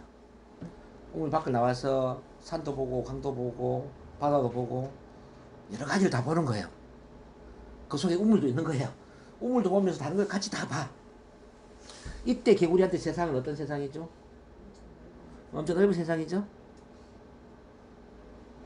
자, 여러분들이 갖고 있는 문제도 마찬가지입니다. 자, 여러분들 문제랑 우물에서 한번 벗어나 보자는 이야기입니다. 자, 보세요. 우리 요박영 선생님 같이 이제 이렇게 긴장 떨림 발표 불안을 갖고 있는 분들 많이 있잖아요. 그럼 보세요. 긴장 떨리면 우물에서 벗어나는 거예요. 그래서 긴장 떨림만 보지 말고 긴장 떨림 외에 다른 걸 보는 겁니다. 우리 선생님 긴장 떨림만 갖고 있는 게 아니잖아요. 긴장 떨림이 없는 다른 것도 있잖아요. 그 다른 걸 다 보는 거예요. 나의 재능, 열정, 가치, 사명, 비전, 목표, 나의 장점, 뭐 나의 인간관계, 내가 이루고자 하는 미래, 뭐 모든 걸 다 보는 거예요. 이걸 다 보면서 전체의 나 속에 이 긴장 떨림이라는 문제를 같이 한번 봤어. 느낌이 어때? 달라집니까? 좀 작아져 보이네요. 작아진다는 이야기는 별거 아니라는 거죠. 그렇죠? 별거 아니라는 거잖아요. 그 시야를 넓혀야 된단 말이에요. 그게 바로 선택의 폭이라는 거예요. 그래서 문제는 없애는 게 아니라 문제 외에 다른 걸 볼 수 있는 힘을 키우는 겁니다. 즉 문제랑 우물에서 벗어나서 다른 더 긍정적인 걸 많이 볼 수 있는 그런 마음의 힘을 키우면 문제는 지금 말씀하신 것처럼 작아지고 그러면서 신경 안 쓰게 되고 신경 안 쓰게 되면은 문제는 사라지는 거예요. 심리적인 문제는 신경 안 쓰면 사라지게 돼 있어요. 이 심리적인 문제는 신경을 쓰면 커지고 신경 안 쓰면 줄어들다가 사라지는 겁니다. 자, 우리가 치료하는 대부분이 좀 이런 과정입니다. 예를 들어서 이제 제가 상담하다 보면 이런 분들이 많단 말이에요. 10년 전에, 20년 전에 그 일 때문에 지금도 화가 나고 억울하고 밤에 잠 못 자고 눈물 나고 이런 사람들이 많단 말이에요. 이 사람들은 어떤 사람이죠? 그 10년 전, 20년 전이란 그 문제는 우물에 빠져 있는 거잖아요. 그렇죠? 그럼 우리가 할 일은 뭐예요? 그 사람을 그 우물에서 빠져나오게 만드는 거죠. 자, 그 10년 전 일 외에 그 사람이 갖고 있는 장점이나 재능이나 자, 감사의 대상, 자, 미래의 더 밝고 긍정적인 부분 이런 것들 보게 만들어주는 거예요. 그분의 자원을 보게 만들어준단 말이야. 자원. 문제 외에 다른 자원을 보게 만들어주면은 이제는 그 문제는 작아지죠. 그리고 오히려 그 문제가 미래에 더 큰 비전을 위한 자원이 될 수 있다는 미끄럼이 될 수 있다는 걸 깨우쳐준다면 어떨까요? 그러면은 더 이상 원망 분노가 없죠. 예를 들어서 우리 유방현 선생님 같은 경우에 은퇴 이후에 스피치 차원을 한다고 가정해 봅시다. 그렇죠? 스피치 차원을 해서 나처럼 발표 불안을 갖고 있는 사람을 위해서 발표 불안 교육을 하고 있는 거예요. 근데 발표 불안을 교육하는 교육 강사 입장에서 과거의 긴장 떨림을 바라보니까 느낌이 어때요? 이거는 정말 감사한 일이죠. 이제 이런 것까지 보는 게 바로 이제 스테이 폭을 넓히는 거죠. 자, 사람들은 바로 이렇게 문제가 있기 때문에 힘든 게 아니라 문제 위에 다른 걸 보지 않기 때문에 힘든 것이다. 그래서 문제는 없애는 게 아니라 문제 외에 다른 걸 보는 마음의 힘을 키우는 것이고요. 더 나아가서 문제가 더 큰 미래의 비전이나 목표를 위해서 오히려 큰 미끄럼, 자원이 될 수 있다는 걸 깨닫는 겁니다. 그러면 더 이상 문제에 집착을 안 하죠. 여기까지 이해되십니까? 이게 이제 뭐 교재에 보면은 화면에 보면 이렇게 나와 있네요. 소주가 있고 맥주가 있고 양주가 있고 막걸리가 있는데 있잖아요. 술집에서 술을 마시는데 소주만 마실 수 있는 사람보다는 이 모든 술을 잘 마실 수 있는 사람이 술자리에서는 더 유리하다는 뜻입니다. 맞아요? 자, 노래를 부를 때도 어떤 사람은 트로트만 부를 수 있어요. 근데 또 어떤 사람은 트로트도 잘 부르고 동요, 찬송가, 뭐 디스코, 고고, 뭐 최신곡까지 다 부를 수 있는 사람이 있어.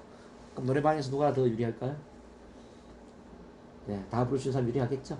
뭐 그런 이야기를 하는 겁니다. 자, 이제 7번으로 갑니다. 사람들 그 당시에 할 수 있는 가장 최선의 선택을 한다. 아무리 파괴적이고 개팍하고 사악한 행동이라 할지라도 그것은 그 사람이 자신이 주어진 세상에서 당시 할 수 있는 최선의 선택의 결과였다는 겁니다. 그래서 그의 세상 지도에서 좀 더 나은 선택을 할 수 있는 선택이 부여된다면 그는 그것을 받아들일 겁니다. 자, 이게 어떤 의미인지 한번 봅시다. 앞서 제가 그 모든 행동에 긍정 의도가 있다라는 부분에 게임 중독을 이야기했죠. 게임 중독은 나쁜 거지만은 처음 게임을 시작했던 그 상황에 게임을 했던 것은 최선의 결과가 맞을까요? 자, 초등학교 2학년 때 집에 가보니까 엄마 아빠가 없고 자, 오후 1시부터 저녁 7시까지 엄마 아빠를 기다려야 되는 그 외롭고 고독한 혼자만의 시간을 이겨내기 위해서 그 순간에 할 수 있는 최선의 선택은 게임을 하는 거 맞아요? 바로 그거예요.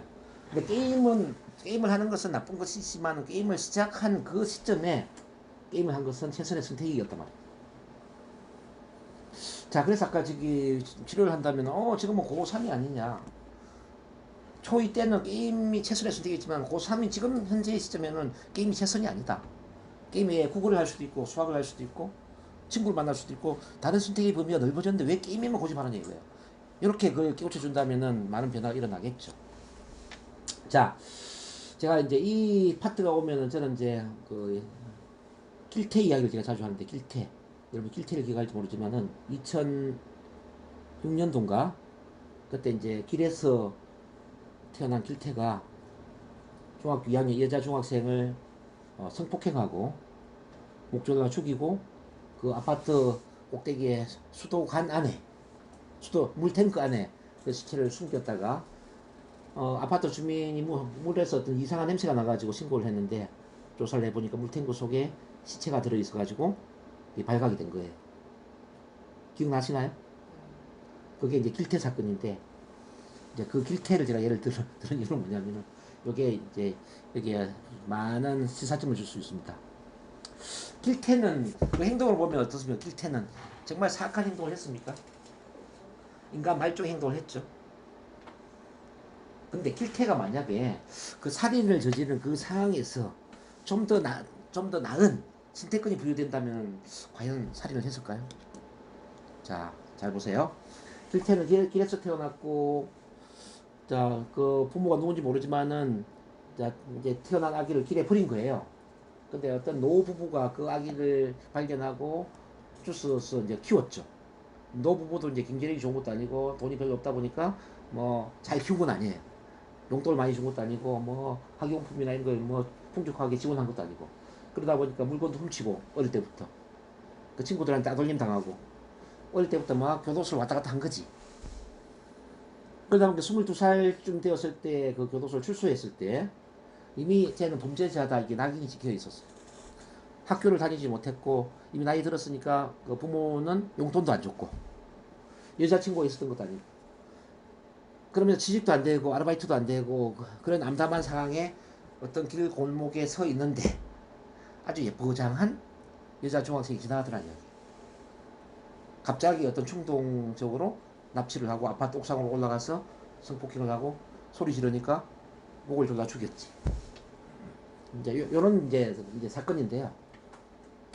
근데 제가 말씀드리고자 하는 건 뭐냐면은 만약 길태가 길에서 태어나지 않고 정말 정상적인 과정에서 태어나서 정상적으로 키워졌으면서 그러면서 이제 충분한 사랑을 받으면서 22살 그 나이에 만날 수 있는 친구도 있었고 뭐 아르바이트를 해서 자기 용돈도 벌고 대학도 다니고 만날 친구도 있고 이렇게 선택의 폭이 좀 넓었다면 그 넓은 상태에서 그 여자 중학생이 똑같이 지나간 거예요.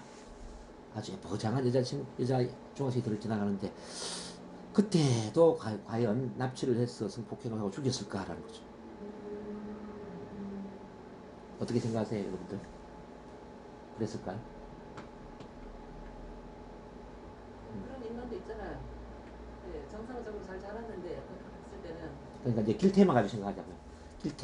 길태가 그런 더 선택이 보면 넓은 상황에서 여자 중학생을 봤을 때 어떤 선택을 했을까? 자, 길태한테는 여자친구도 있었다니까요. 지금 더 나은 상황을 제가 이렇게 하게. 여자친구도 있고 또 뭐 만날 수 있는 또 남자친구들 뭐 다양한 선택의 범위가 넓은 거예요. 이때 여자 중학생 지나가는 걸 봤다면 과연 납치를 했을까라는 걸 이야기하는 겁니다. 인간은 더 나은 선택이 있다면은 그 아래 선택을 잘 하지 않죠. 자, 아까 도둑질도 마찬가지예요. 엄마가 수술비가 500만 원이 필요한데 500만 원이 필요한데 있잖아요. 자, 은행에 저금한 돈도 500만 원 있어요. 적금을 깨트리면 500만 원 찾을 수 있어요. 또 당장 전화를 하면 빌려줄 수 있는 친구도 있어요. 그리고 네 번째, 돈 많은 사람한테 돈을 훔칠 수 있는 도둑질을 하는 방법이 있어요. 그렇다면 이 사람이 도둑질을 할까요? 저는 그 이야기를 하는 겁니다. 인간은 더 나은 선택권이 있으면은 그 하위 선택을 잘 안 한다 말이죠. 굳이 돈을 빌릴 수도 있고 은행에 돈도 있는데 왜 500만 원 훔칩니까? 그리고 아까 길태도 마찬가지로 굳이 자기 여자친구인데 왜 굳이 여자 중학생을 납치를 합니까? 물론 이제 사이코패스나 이런 경우는 좀 다르게 봅시다. 정상적인 이제 인간 차원에서는 생각하는 겁니다.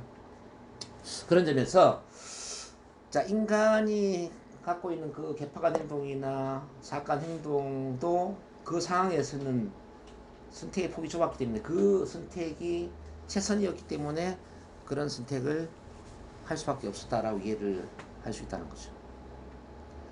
그래서 우리가 할 일은 뭐냐면요.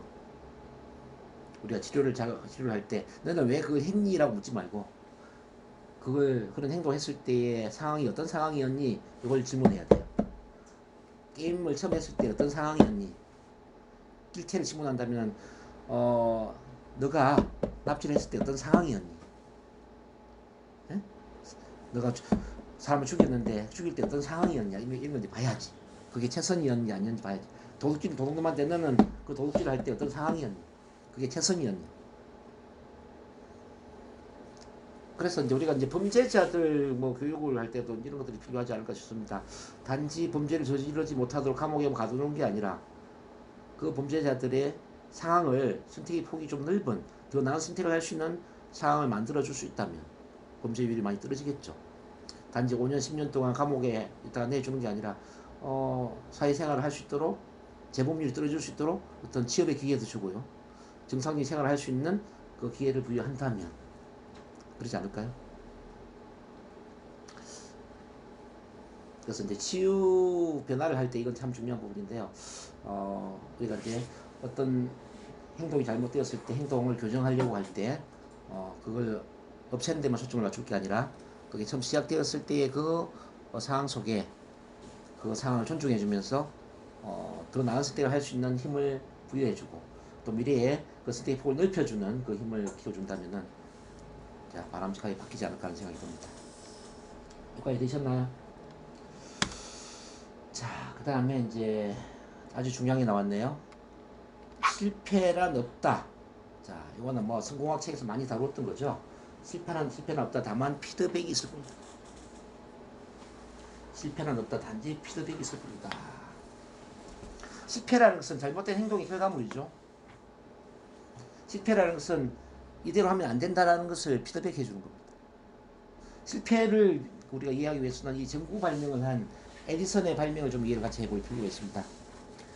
에디슨이 전구를 발명하는데 3,000번의 실패를 했다고 이렇게 나와 있죠.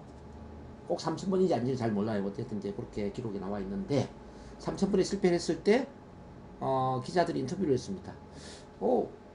당신은 3,000번의 실패를 했는데도 어떻게 포기를 안 했죠? 정말 대단합니다. 그때 에디슨이 이런 이야기를 했다고 합니다. 나는 3,000번 실패를 한 적이 없습니다. 나는 3,000가지 전구를 만들지 못하는 방법을 알아내었습니다. 3,000가지나 전구를 만들지 못하는 방법을 알았으니까 앞으로 전구를 만드는 방법이 얼마나 더 쉽겠습니까?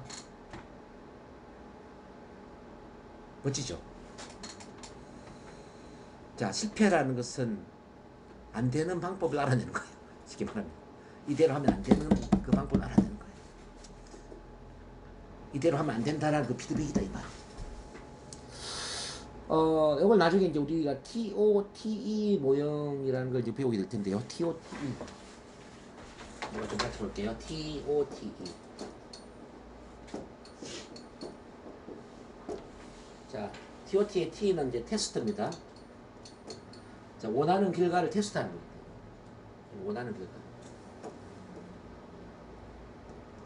자, 원하는 결과를 머릿속에 그린다. 이거 구체화시킨다. 자, 꿈은 구체화시켜야 된다. 이렇게 많이 공부했죠. 그러니까 원하는 결과를 머릿속에 구체화시키고 시각화하고 내가 발표를 잘한다. 발표를 잘하는 게 어떤 모습일까? 구체적으로 마음속에 그리는 거죠. 그리고 O는 뭐냐면 apply. 실제 실행을 해보는 겁니다. 실행.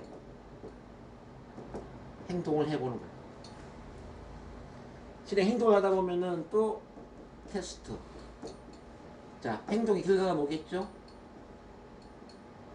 나와요, 안 나와요? 행동의 결과가 뭐겠죠?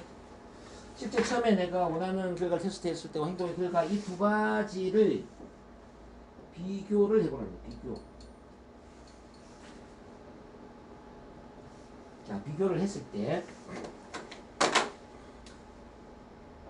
일치가 될 수도 있고 불일치가 될 수도 있겠죠? 맞아요? 일치가 되면은 이렇게 하는 겁니다. exit는 EXIT 종료가 되는 종료. 그 모든 건 끝나는 거예요. 일치가 되는데 굳이 반복할 이유가 없겠죠. 불일치가 되면 종료가 되라. 불일치가 되면 어떻게 해야 될까요? 불일치가 되면 어떻게 해야 돼요? 다시 실행을 해야지. 다시 실행해야 되는데 똑같은 방식으로 실행을 해야 돼요? 다른 방식으로 실행해야 돼요? 다른 방식으로 실행을 해야 된다 이 말이에요. 이렇게 해야만 원하는 목표를 이루지 않습니까?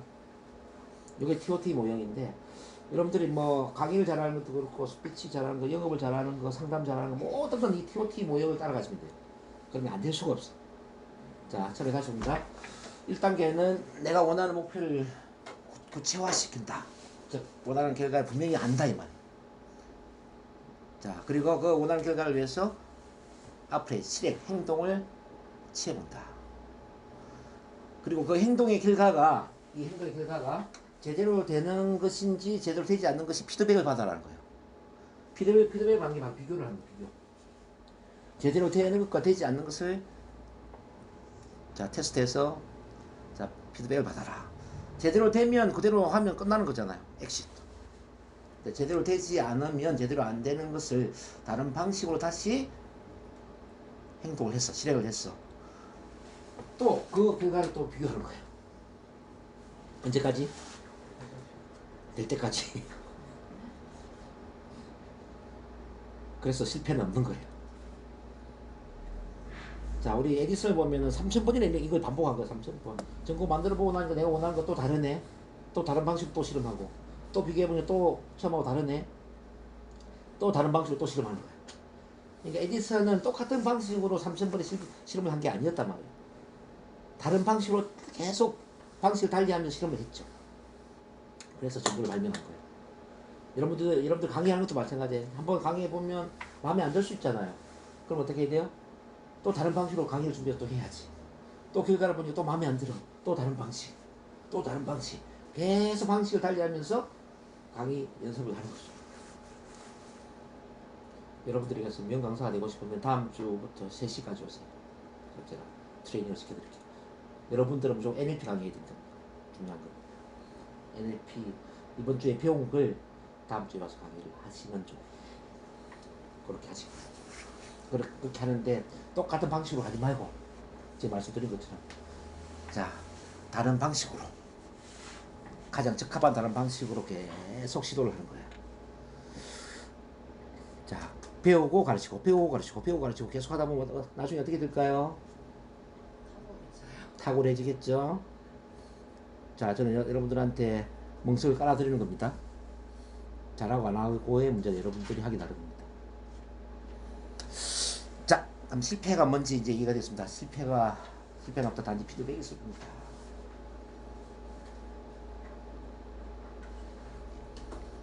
자 그 다음에 이제 아주 또 중요한 게 나왔습니다. 9번에 사람들은 완벽하게 일한다 되어 있는데 고치세요. 사람들은 완벽하게 작동한다. 자, 인간은 이렇게 바꾸세요. 인간은 완벽하게 작동한다. 월크라는 게 일을 하다 이 뜻도 있지만 작동하다 이 뜻도 있습니다. 초기에 NLP를 번역을 할 때 이제 일한다고 잘못 번역을 한 것 같습니다. 인간은 완벽하게 작동하게 돼 있어요. 컴퓨터가 처음 출시될 때 컴퓨터가 완벽하게 작동이 될까요? 여러분? 그렇죠. 오작동되는 컴퓨터를 출시하진 않죠. 그렇죠. 우리 인간이 태어났을 때는 인간은 오작동이 되도록 태어나지 않았다 이 말입니다.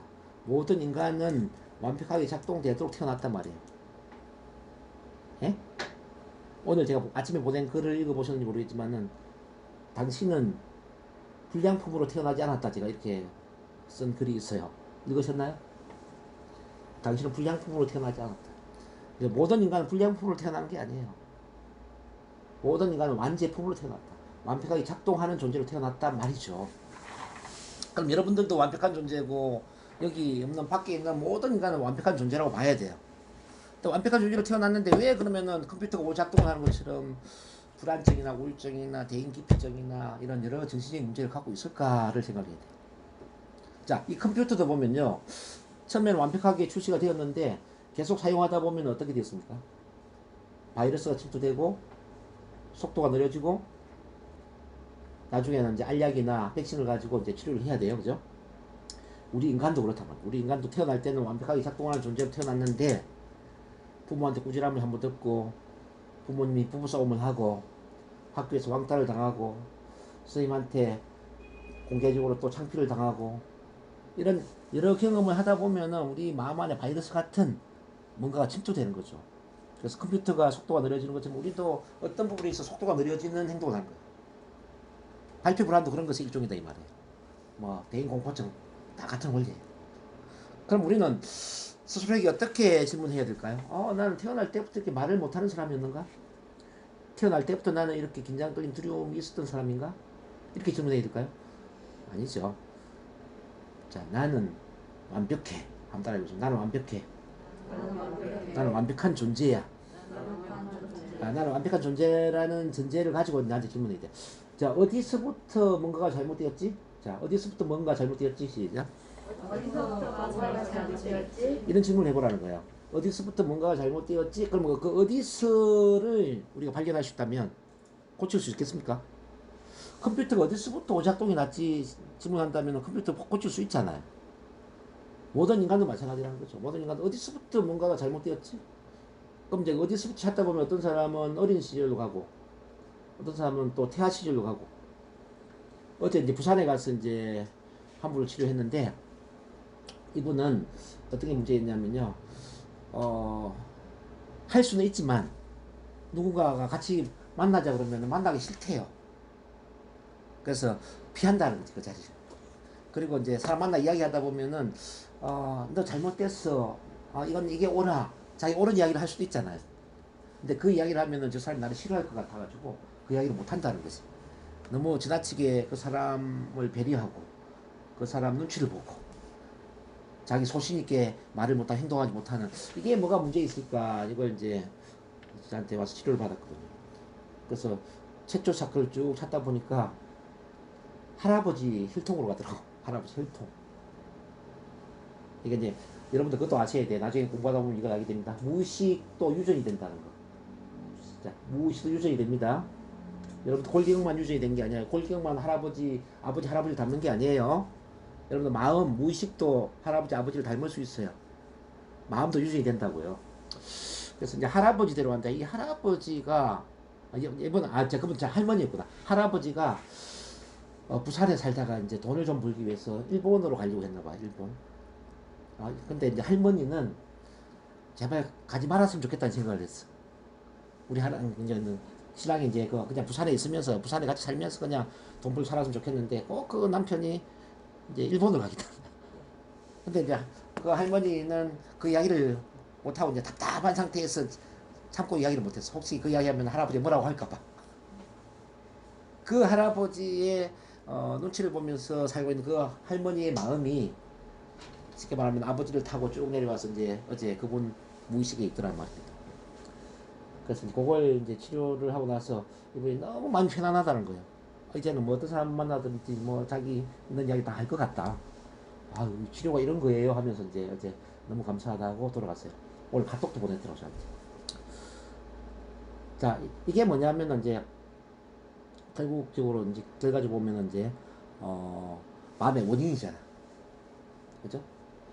마음의 원인인데 이제 이게 태어난 이후에 뭐 어떤 성장 과정일 수도 있지만 엄마 뱃속안 심지어 이제 혈통상에 뭐 이런 것들이 다 연결되어 있는데 우리 인간이라는 게 이제 오작동 이렇게 되는 겁니다. 무의식, 개인 무의식 안에 이렇게 부정적인 패턴들이 들어오면은 아무리 내가 잘하려고 하더라도 컴퓨터처럼 오작동이 일어나는 거예요. 그래서 우리가 할 일은 뭐냐면은 그 오작동된 근본 원인을 찾아서 치료를 도와주는 거죠. 자, 우리 유방현 선생님도 이번에 NLP를 다시 배우게 된다면 그 근본 원인을 다시 한번 찾아보는 것도 어떨까 싶어요. 어쩌면 선생님이 생각하는 태어난 이후에 이런저런 문제가 아닐지도 몰라요. 어떤 분은 그런 걸 다 치료하고도 또 해결이 안 되는 분이 계셨어요. 근데 뒤에 치료해보면은 의외로 엄마 뱃속 안이거나 심지어는 전생이나 또 혈통상의 문제가 있을 수도 있다는 이야기죠. 그런 분들이 3분의 1은 그런 케이스가 멉니다. 어쨌든 간에 다시 돌아와서 인간은 완벽하게 작동하게 되어 있는데 이렇게 우리 무의식 속에 잘못된 패턴, 뭐 컴퓨터의 바이러스처럼 잘못된 패턴이 들어와 있으면은 뭔가 잘못될 수밖에 없다. 그래서 우리는 이렇게 질문해야 됩니다. 나는 원래 완벽해. 나는 원래 완벽해. 근데 어디서 무엇이 잘못되었지? 언제 어디서 무엇이 잘못되었지? 이런 질문을 하면서 그 잘못된 패턴을 찾아내고 그 패턴을 바꾸면 지금 현재의 문제도 해결된다는 거죠. 여기까지 이해되십니까? 자, 그 다음에 이제 10번입니다. 10번 이 의사소통에서 굉장히 중요한 부분이 나왔네요. 자, 10번에 의사소통에서 전달하고자 하는 의미는 곧 우리가 상대방으로부터 얻는 반응에 결정된다. 이거 NLP 마스터 배운 분들은 뭐 수차례 키가 따갑도록 저한테 들었던 내용입니다. 우리가 아무리 좋은 의도를 갖고 있어도 상대방이 부정적인 반응을 한다면은 그 책임은 상대방한테 있는 게 아니라 나에게 있다라는 거죠. 자, 상대방이 부정적인 반응을 한다는 것은 내가 상대방의 방식대로 이야기한 게 아니라 내 방식을 고집했다는 거예요. 그 이야기는 뭐냐면 충분한 상대방과 라포를 형성하지 못했다. 즉 라포라는 충분히 맞추기를 못하고 믿음 신뢰를 구축하지 못했다는 거예요.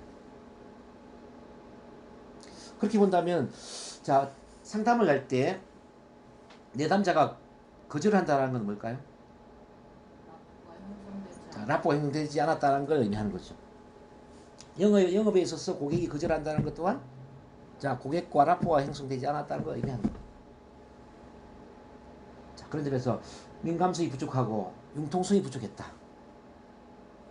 자, 민감성을 더 키워서 보다 융통성 있게 대화를 하고 자기 위주가 아니라 상대방 위주로 대화를 해야 된다는 신호를 보내는 거죠. 우리 뭐 지난 시간에 그 관점 바꾸기 할 때 제가 소와 사자의 사랑 이야기 들려드렸죠? 뭐 다 아는 이야기입니다. 이른바 소의 방식대로 사자의 방식대로 사랑을 표현했다 이 말. 그리고 우리 또 그림에 보면은 내가 네 나이 때는 말이야 눈이 이렇게 목까지 차더라고. 그림 기억나세요?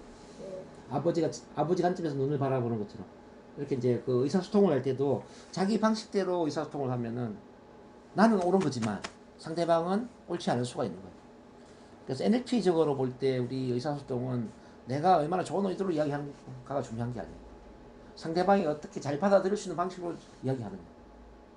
항상 상대방한테 맞는 방식으로 이야기하는 그 훈련을 하셔야 되고 그런 점에서 우리가 이제 이야기할 수 있는 이 언어의 스타일이 편협적이면 안 된다. 언어의 스타일이 자 유연성이 있어야 된다는 이야기죠. 유연성, 융통성이 있어야 된다는 이야기죠. 우리 치료하는 방식도 마찬가지입니다. 밀턴 에릭슨은 자기만의 그 치료 방식을 책으로 쓰지 마라. 이렇게 죽을 때까지 책을 안 썼거든요. 밀턴 에릭슨이 책을 안 쓴 이유는 뭐냐면은 책을 써버리면은 그 방식이 고착화 될까봐. 에릭슨은 책 쓰는 걸 거부했어요. 에릭슨에 대한 책은 주로 제자들이 썼지 본인이 책을 쓰진 않았죠. 자, 그러면서 이런 이야기를 합니다. 자, 모든 치료의 방식은 사람에 따라 달라져야 된다. 내담자의 유형에 따라 치료의 방식이 달라져야 된다. 치료자 중심이 아니라 내담자 중심의 치료를 해야 된다. 이런 이야기를 합니다. 이 내담자 중심의 치료는 뭐 에릭슨만 그런 게 아니라 칼 로저스도 마찬가지입니다. 칼 로저스 또한 인간 중심의 상담을 했죠. 그러니까 사람은 스타일이 다 틀리기 때문에 그거 사람에 맞춰야 된다는 거예요. 우리 체면도 보면요. 뭐 체면 시간에 다루겠지만은 치료자, 그러니까 체면사 중심의 체면이 있고 내담자 중심의 체면이 있거든요. 그러니까 체면사 중심의 체면은 권위적이고 그 다음에 지시적이면서 체면사가 유도하는 거예요. 눈을 감으세요. 편안하게 심호흡을 하세요. 뭐 이런 거 지시를 하는. 근데 이제 내담자 중심의 체면은 뭐냐면 대화를 하는 식으로 푼단 말이에요. 자, 가장 편안한 순간이 언제였을까요? 이렇게 질문하는 거야. 자, 가장 편안한 기분을 느꼈던 순간 말이지. 아침에 잠을 깨웠을 때일 수도 있고 저녁에 잠들어 버리기 그 직전일 수도 있고 말이죠. 또는 편안한 친구와 함께 대화를 나누는 그 순간일 수도 있고 편안한 장소에서 또 편안한 대화를 하면서 그 좋은 느낌을 가졌던 그런 순간 또 산책을 하면서 저 푸르른 가을 하늘을 바라보는 순간 다양한 순간이 있을 것 같은데 어떤 순간이 가장 편안했을까요? 뭐 이런 식이죠. 이게 뭐예요? 이거는 내 체면사 중심이 아니잖아요. 내 남자 중심이다 이거. 대화를 하는 것도 이제 같은 원리거든요. 우리가 이제 어떤 한 사람 일방적으로 막 뭐 내가 말이지 옛날에 뭐 저기 고등학교 다닐 때는 어쩌고 저쩌고 막 자기 식의 이야기를 할 수도 있지만, 근데 이제 그 상대방을 맞추면서 대화를 할 수도 있잖아요. 요즘 직장 생활은 어때요? 뭐 또 아들하고 대화할 때는 요즘 학교 생활은 어떻니? 시험 준비는 어떻게 돼가고 있니? 마음은 어떻니? 뭐 아빠가 도와줄 수 있는 게 없을까?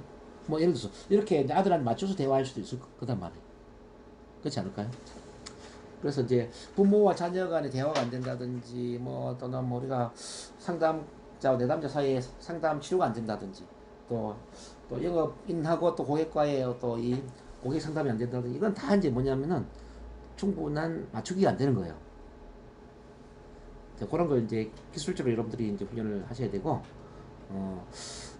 자, 언어에 있어서도 또는 대화 스킬, 뭐 어떤 커뮤니케이션 스킬이 있어서도 선택의 폭이 넓어야 된다는 거예요.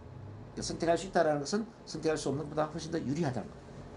선택의 폭을 넓히면 자연스럽게 좋은 반응을 얻는 겁니다. 이해되시나요? 자, 그 다음에 타인의 세계관을 존중하라. 요거는 이미 지도는 영토가 아니다 해서 제가 충분히 다루었죠. 자, 사람마다 지도가 틀리다고 그랬습니다. 지도와 세계관은 같은 맥락입니다. 지도. 세계관, 그러니까 세계관 mother of the world. mother of the world. 그러니까 세계관하고 뭐 마음의 지도, 세상 모형, 이건 같은 단어라고 보셔야 됩니다. 그러니까 다른 사람의 타인의 세계를 존중하라니 아니라 다 타인의 지도를 존중하라. 왜냐하면 지도는 서로 다르고 모든 사람의 지도는 어느 정도의 타당성을 갖고 있기 때문에.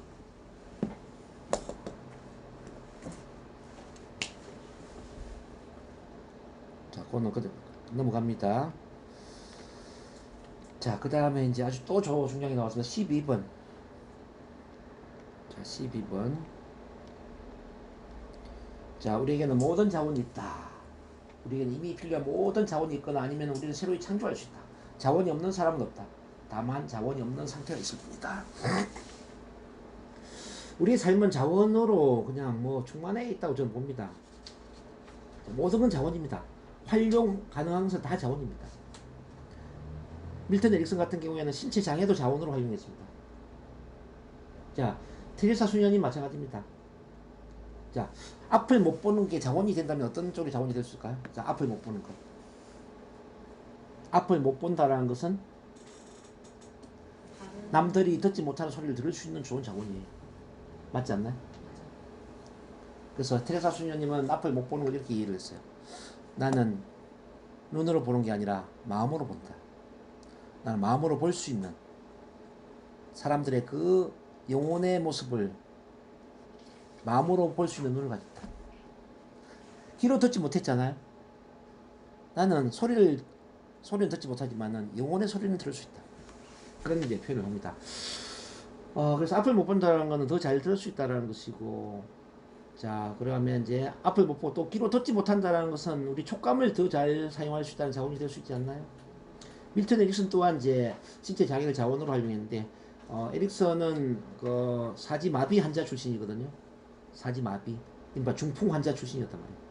생명이었고요. 자, 본인이 이제 장애다 보니까 다른 사람을 관찰하는 힘이 커졌죠. 관찰.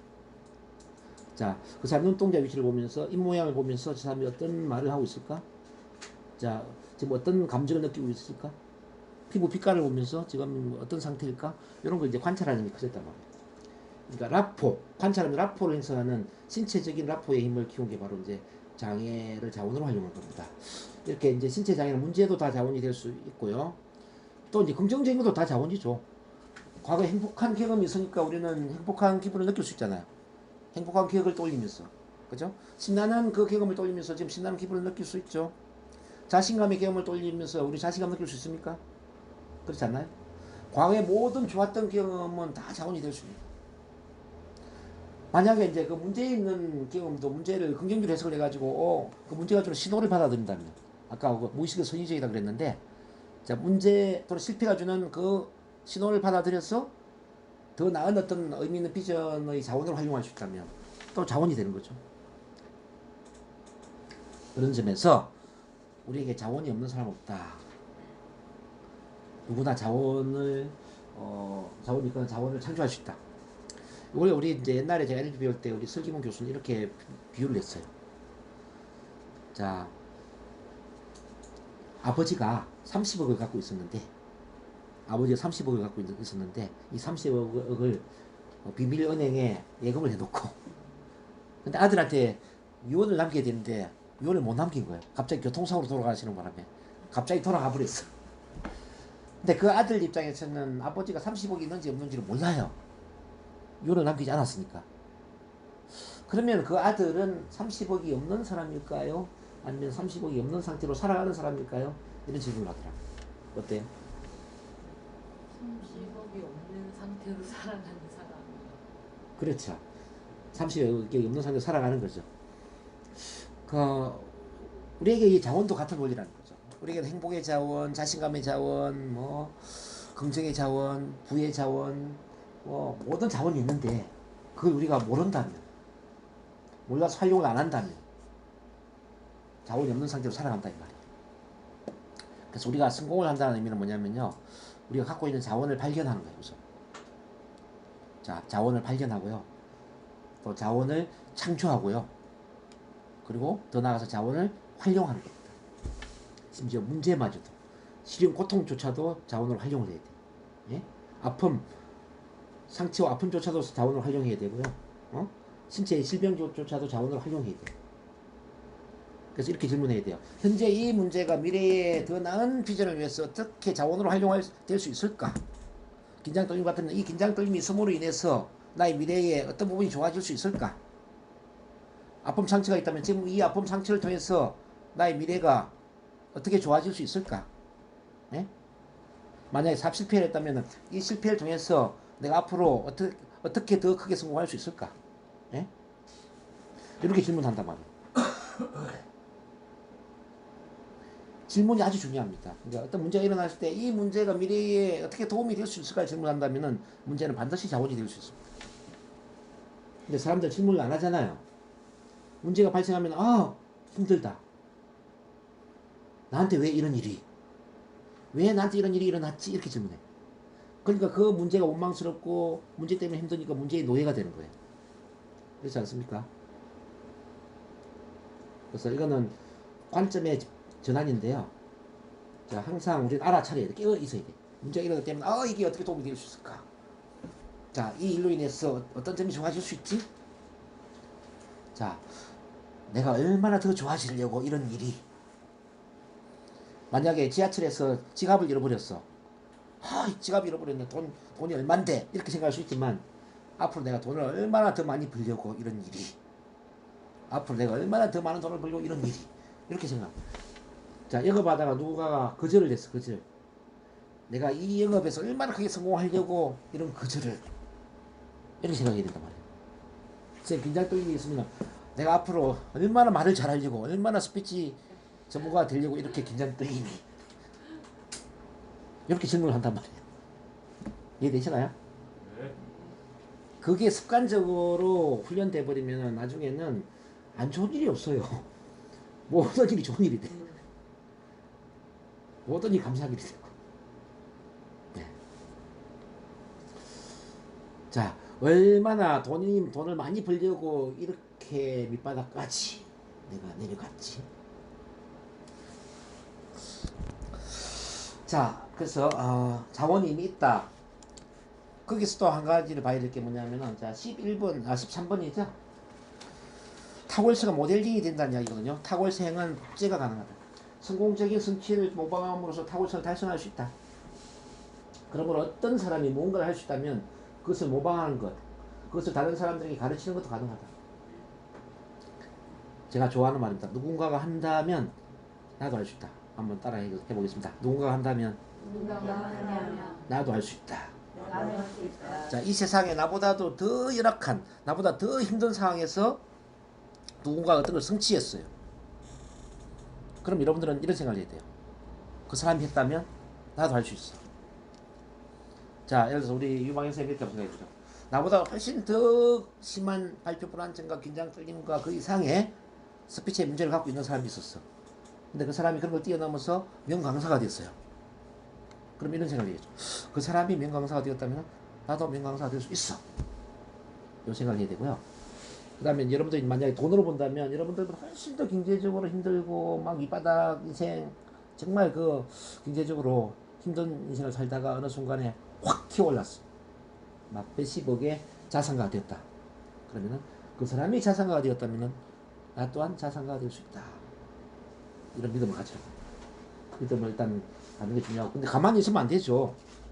믿음을 가지고 가만히 있으면 안 되죠. 감이 떨어지길 기다리면 안 되죠. 그 사람이 어떻게 감이 떨어지게 만들었는지, 그 사람의 어떤 기술, 방법, 전략을 배워야지. 그래서 그 사람의 모든 전략을 모방을 하는 거, 모방. 감을 따듬는 그 방식. 그래서 모델링 하라 말입니다. 자, 스피치를 잘하는 그 방식에 대한 모델링. 강의를 잘하고 싶으면 강의를 잘하는 사람의 그 강의 방식의 모델링. 뭐 인간관계, 뭐 돈, 뭐 직업적인 성공, 뭐 건강, 행복, 뭐 소통, 의사소통, 뭐 다 마찬가지입니다. 자, 그런 걸 잘하는 사람들의 그 특징들이 있습니다. 그런 특징들을 뽑아내야 돼요. 오프라 윈프리는 어릴 때 이렇게 뭐 성폭행도 당하고 이렇게 참 불우한 어린 시절 보냈는데 어떻게 해서 위대한 토크쇼의 진행자가 됐을까? 자, 가장 좋은 거는 그 사람의 위인전을 읽는 겁니다. 그 사람의 자서전을 읽는 겁니다. 이 자서전 위인전을 읽어보면 그 사람의 그 어떤 타고난 그런 방식들이 나와요. 그리고 우리 요즘은 뭐 그 네이버에 그냥 검색만 해도 나오지. 누구 이름 딱 치잖아요. 그러면 그 사람이 뭐 어떻게 해서 성공했는지, 어떻게 해서 뭐 증상 올라갔는지 쭉 나오잖아요. 그런 포인트들 잡아내시라는 이야기죠.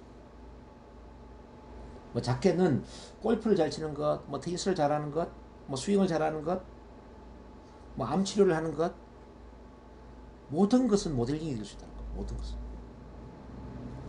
네. 타월성을 바라봐라. 아셨죠? NLP는 바로 탁월성의 모델링이다. 이렇게 보시면 됩니다. 그 다음에 이제 14하고 15번을 묶어서 보는데요. 우리는 감각을 통해 모든 정보를 처리한다. 감각의 오감이라고 해서 오감. 감각, 오감을 통하여 정보를 처리한다는 거죠. 오감은 시각, 청각, 촉각 또는 신체 감각, 후각, 위각. 이걸 이제 이야기합니다. 요거는 우리 어제 이제 의사소통할 때 공부를 했지만은 오감이라는 감각을 통해서 우리는 정보를 받아들인다 이 말이에요. 오감이라는 감각을 통해서 정보를 받아들인다. 그러니까 시각, 눈으로 보면서 정보를 받아들이고, 귀로 들으면서 정보를 받아들이고, 피부로 느끼면서 접촉을 통해 움직임으로 이런 다양한 그 신경계의 감각을 통해서 정보를 받아들인다는 거죠. 요게 초당 몇 미터 얼마라고 그랬죠? 초당 200만 피트. 글자로 보면 5만 자. 5만 자 수준의 정보가 막 유입이 되는 거예요. 근데 이 정보가 다 두뇌에 들어와요, 안 들어와요? 안 들어오죠. 그래서 중간에 어떤 작업이 필요하죠? 필터링. 마음의 필터에 의해서 삭제, 왜곡, 일반화가 된다는 거죠. 삭제, 왜곡, 일반화. 그러면서 두뇌에 들어오는 정보는 얼마라고 그랬어요? 초당 134피트. 단어로 본다면은 7 플러스 마이너스 2, 즉 5자에서 9자 정도다. 그것까지 이해 다 했죠? 그 정보가 자 두뇌에 들어와서 또 내부 표현이 되는데 어떻게 표현이 되느냐 이걸 봐야 돼요. 보자 이게 어디 있나? 자, 순서가 좀 틀렸어.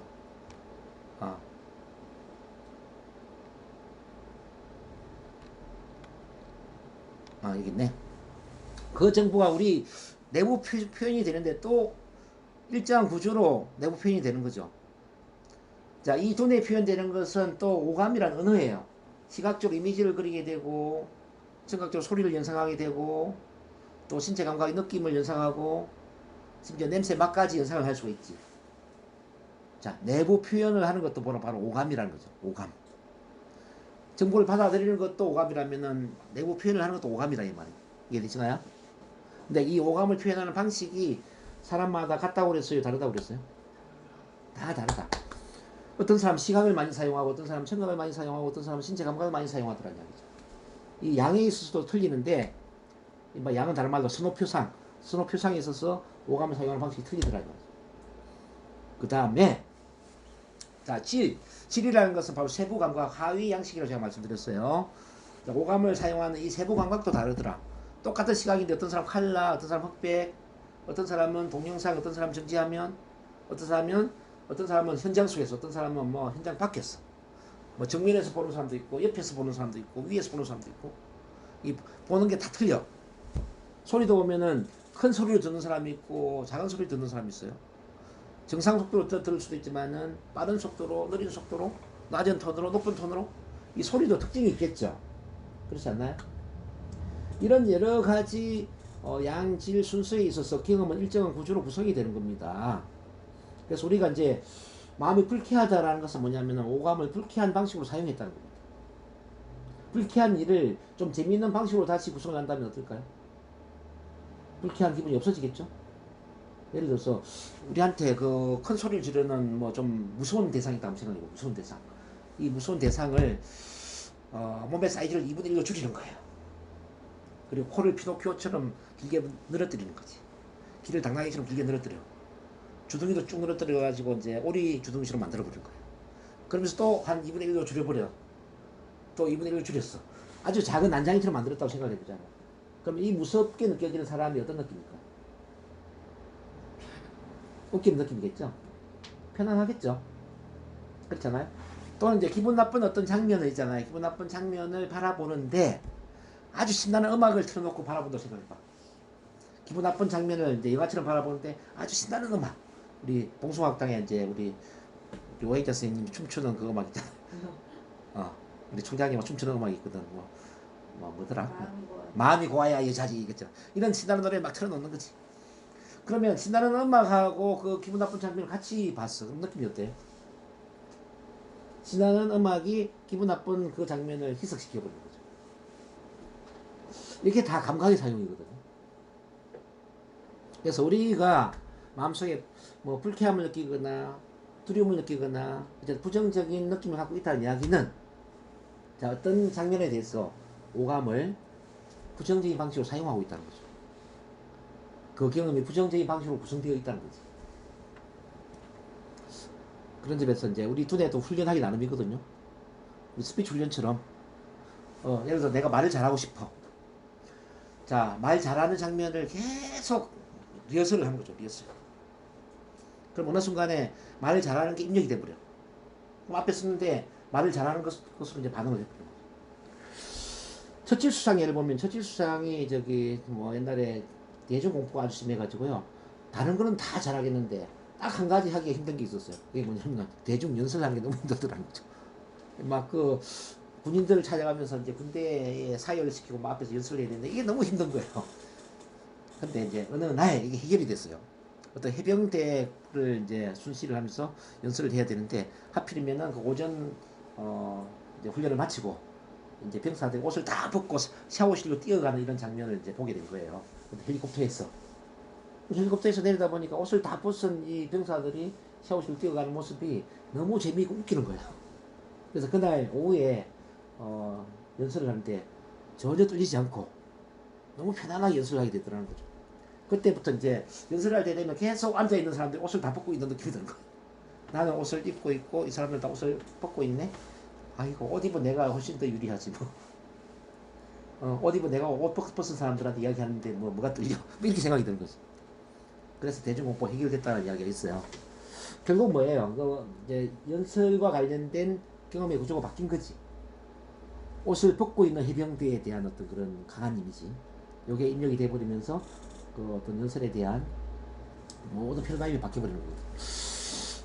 그래서 이제 이 경험을 어떻게 구성을 하느냐에 따라서 느낌은 달라진다. 뭐 NLP라는 것은 뭐 지금까지 다 배워오신 것처럼 경험의 구조를 유리한 쪽으로 구성을 하는 거예요.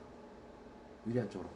예를 들어서 뭐 칼라를 흑백으로 바꾼다든지, 뭐 동영상을 전기화면으로 바꾼다든지, 또는 사진을 찍어서 액자로 만든다든지, 또는 그 액자에 있던 사진을 불태워버린다든지, 뭐 이런 여러 구조를 통해서 유리한 쪽으로 바꾸는 거예요. 안 좋은 것은 느낌을 없애버리고, 좋은 것은 느낌을 살려주고. 이게 바로 이제 NLP인데, 그래서 NLP가 뭐냐 묻는다면은 주관적인 경험의 구조에 대한 연구이다. 주관적 경험에 관한 구조의 연구이다. 또는 오감의 사용법이다. 뭐 이런 이야기 하죠. 거의 다 됐네 이제 마지막 16번이 되겠습니다. 정신과 육체는 하나의 체계이다 그랬네요. 뭐 몸과 마음은 하나로 연결되어 있다 이 말이죠. 마인드 바디 커넥션. 자, 몸과 마음은 하나로 연결된 체계이다. 뭐 우리 원효 대사님의 일체유심조. 몸이 정신에 영향을 미치기도 하고 정신이 우리 몸에 영향을 미치기도 합니다. 자, 우리가 눈으로 보는 것이 또 마음속에 어떤 이미지를 그리는 것이 우리 자신의 호흡, 목소리, 눈동자 움직임에 영향을 줄 수 있고 우리 소리를 연상하는 것이 또 그런데 영향을 줄 수도 있죠. 좋은 걸 생각할 때 우리 피부 빛깔이 밝아지기도 하고 나쁜 걸 생각하면 피부 빛깔이 어두워지기도 하죠. 맞나요? 자, 시각적 이미지를 떠올리면 우리 눈동자 위로 올라가잖아요. 소리를 연상하면 눈동자가 옆으로 가잖아요. 느낌에 집중할 때 눈동자는 아래로 쳐지죠. 자, 우리가 시각, 청각, 신체 감각을 어떻게 사용하느냐에 따라서 눈동자 위치도 달라진다 이 말이에요. 자세도 느낌에 집중하면 우리가 자세가 앞으로 수그러지죠. 소리를 들으면은 정자세를 이렇게 자 고개를 갸우뚱할 수가 있단 말이에요. 이미지 연사하면은 몸이 뒤로 넘어간다 이 말이에요. 예? 고개도 뒤로 뒤쳐지고 이렇게 이제 감각에 따라서 우리 신체도 이제 달라지는 겁니다. 또 시각적으로 말을 하는 사람은 시각 이미지를 그리는 사람은 말하는 속도가 굉장히 빠르죠. 자, 청각적인 사람은 소리를 연상하는 사람은 또 리듬 있게 듣기 좋은 목소리를 이야기해요. 어떤 느낌을 가지고 이야기하는 사람은 자 따분할 정도로 어떤 말하는 속도가 느리지. 이렇게 이제 마음속에 뭘 생각하느냐에 따라서 신체도 이제 다 달라집니다. 그리고 더 나아가서 이제 우리가 웃으면 기분이 좋아집니까? 큰 소리는 자신감을 만듭니까? 이 소리가 또 마음에 영향을 미치기도 하더라는 얘기죠. 그래서 우리가 스피치 시간에 뭐 발성을 하고 또는 복식호흡을 하고 뭐 크게 웃고 이게 마음에 다 영향을 줄 수 있다는 거예요. 이렇게 몸과 마음은 서로 영향을 미치게 됩니다. 그러면서 신체의 근육을 제대로 활용하면 우리 마음 상태를 최상의 마음 상태로 만들 수가 있습니다. 또 우리 마음을 제대로 활용하면 우리 또 신체 또한 건강하게 만들 수 있습니다. 자, 암에 걸렸을 때 암을 치료하는 게 암 자체만 치료하는 게 아니라 우리 마음을 자, 우울증이나 불안증이나 이 마음을 치료하면서 암 치료를 하잖아요. 그 마음이 더 빠르게 치료가 될 수 있겠죠. 그래서 이제 이 어떤 치료 건강이라는 차원도 있고 몸과 마음의 통합적인 건강 차원에서 바라볼 수가 있다는 뜻이죠. 이런 바 심신의학이 그 어느 때보다 중요한 시점이 되었다는 이야기죠. 이렇게 해서 이제 16가지가 다 끝났습니다.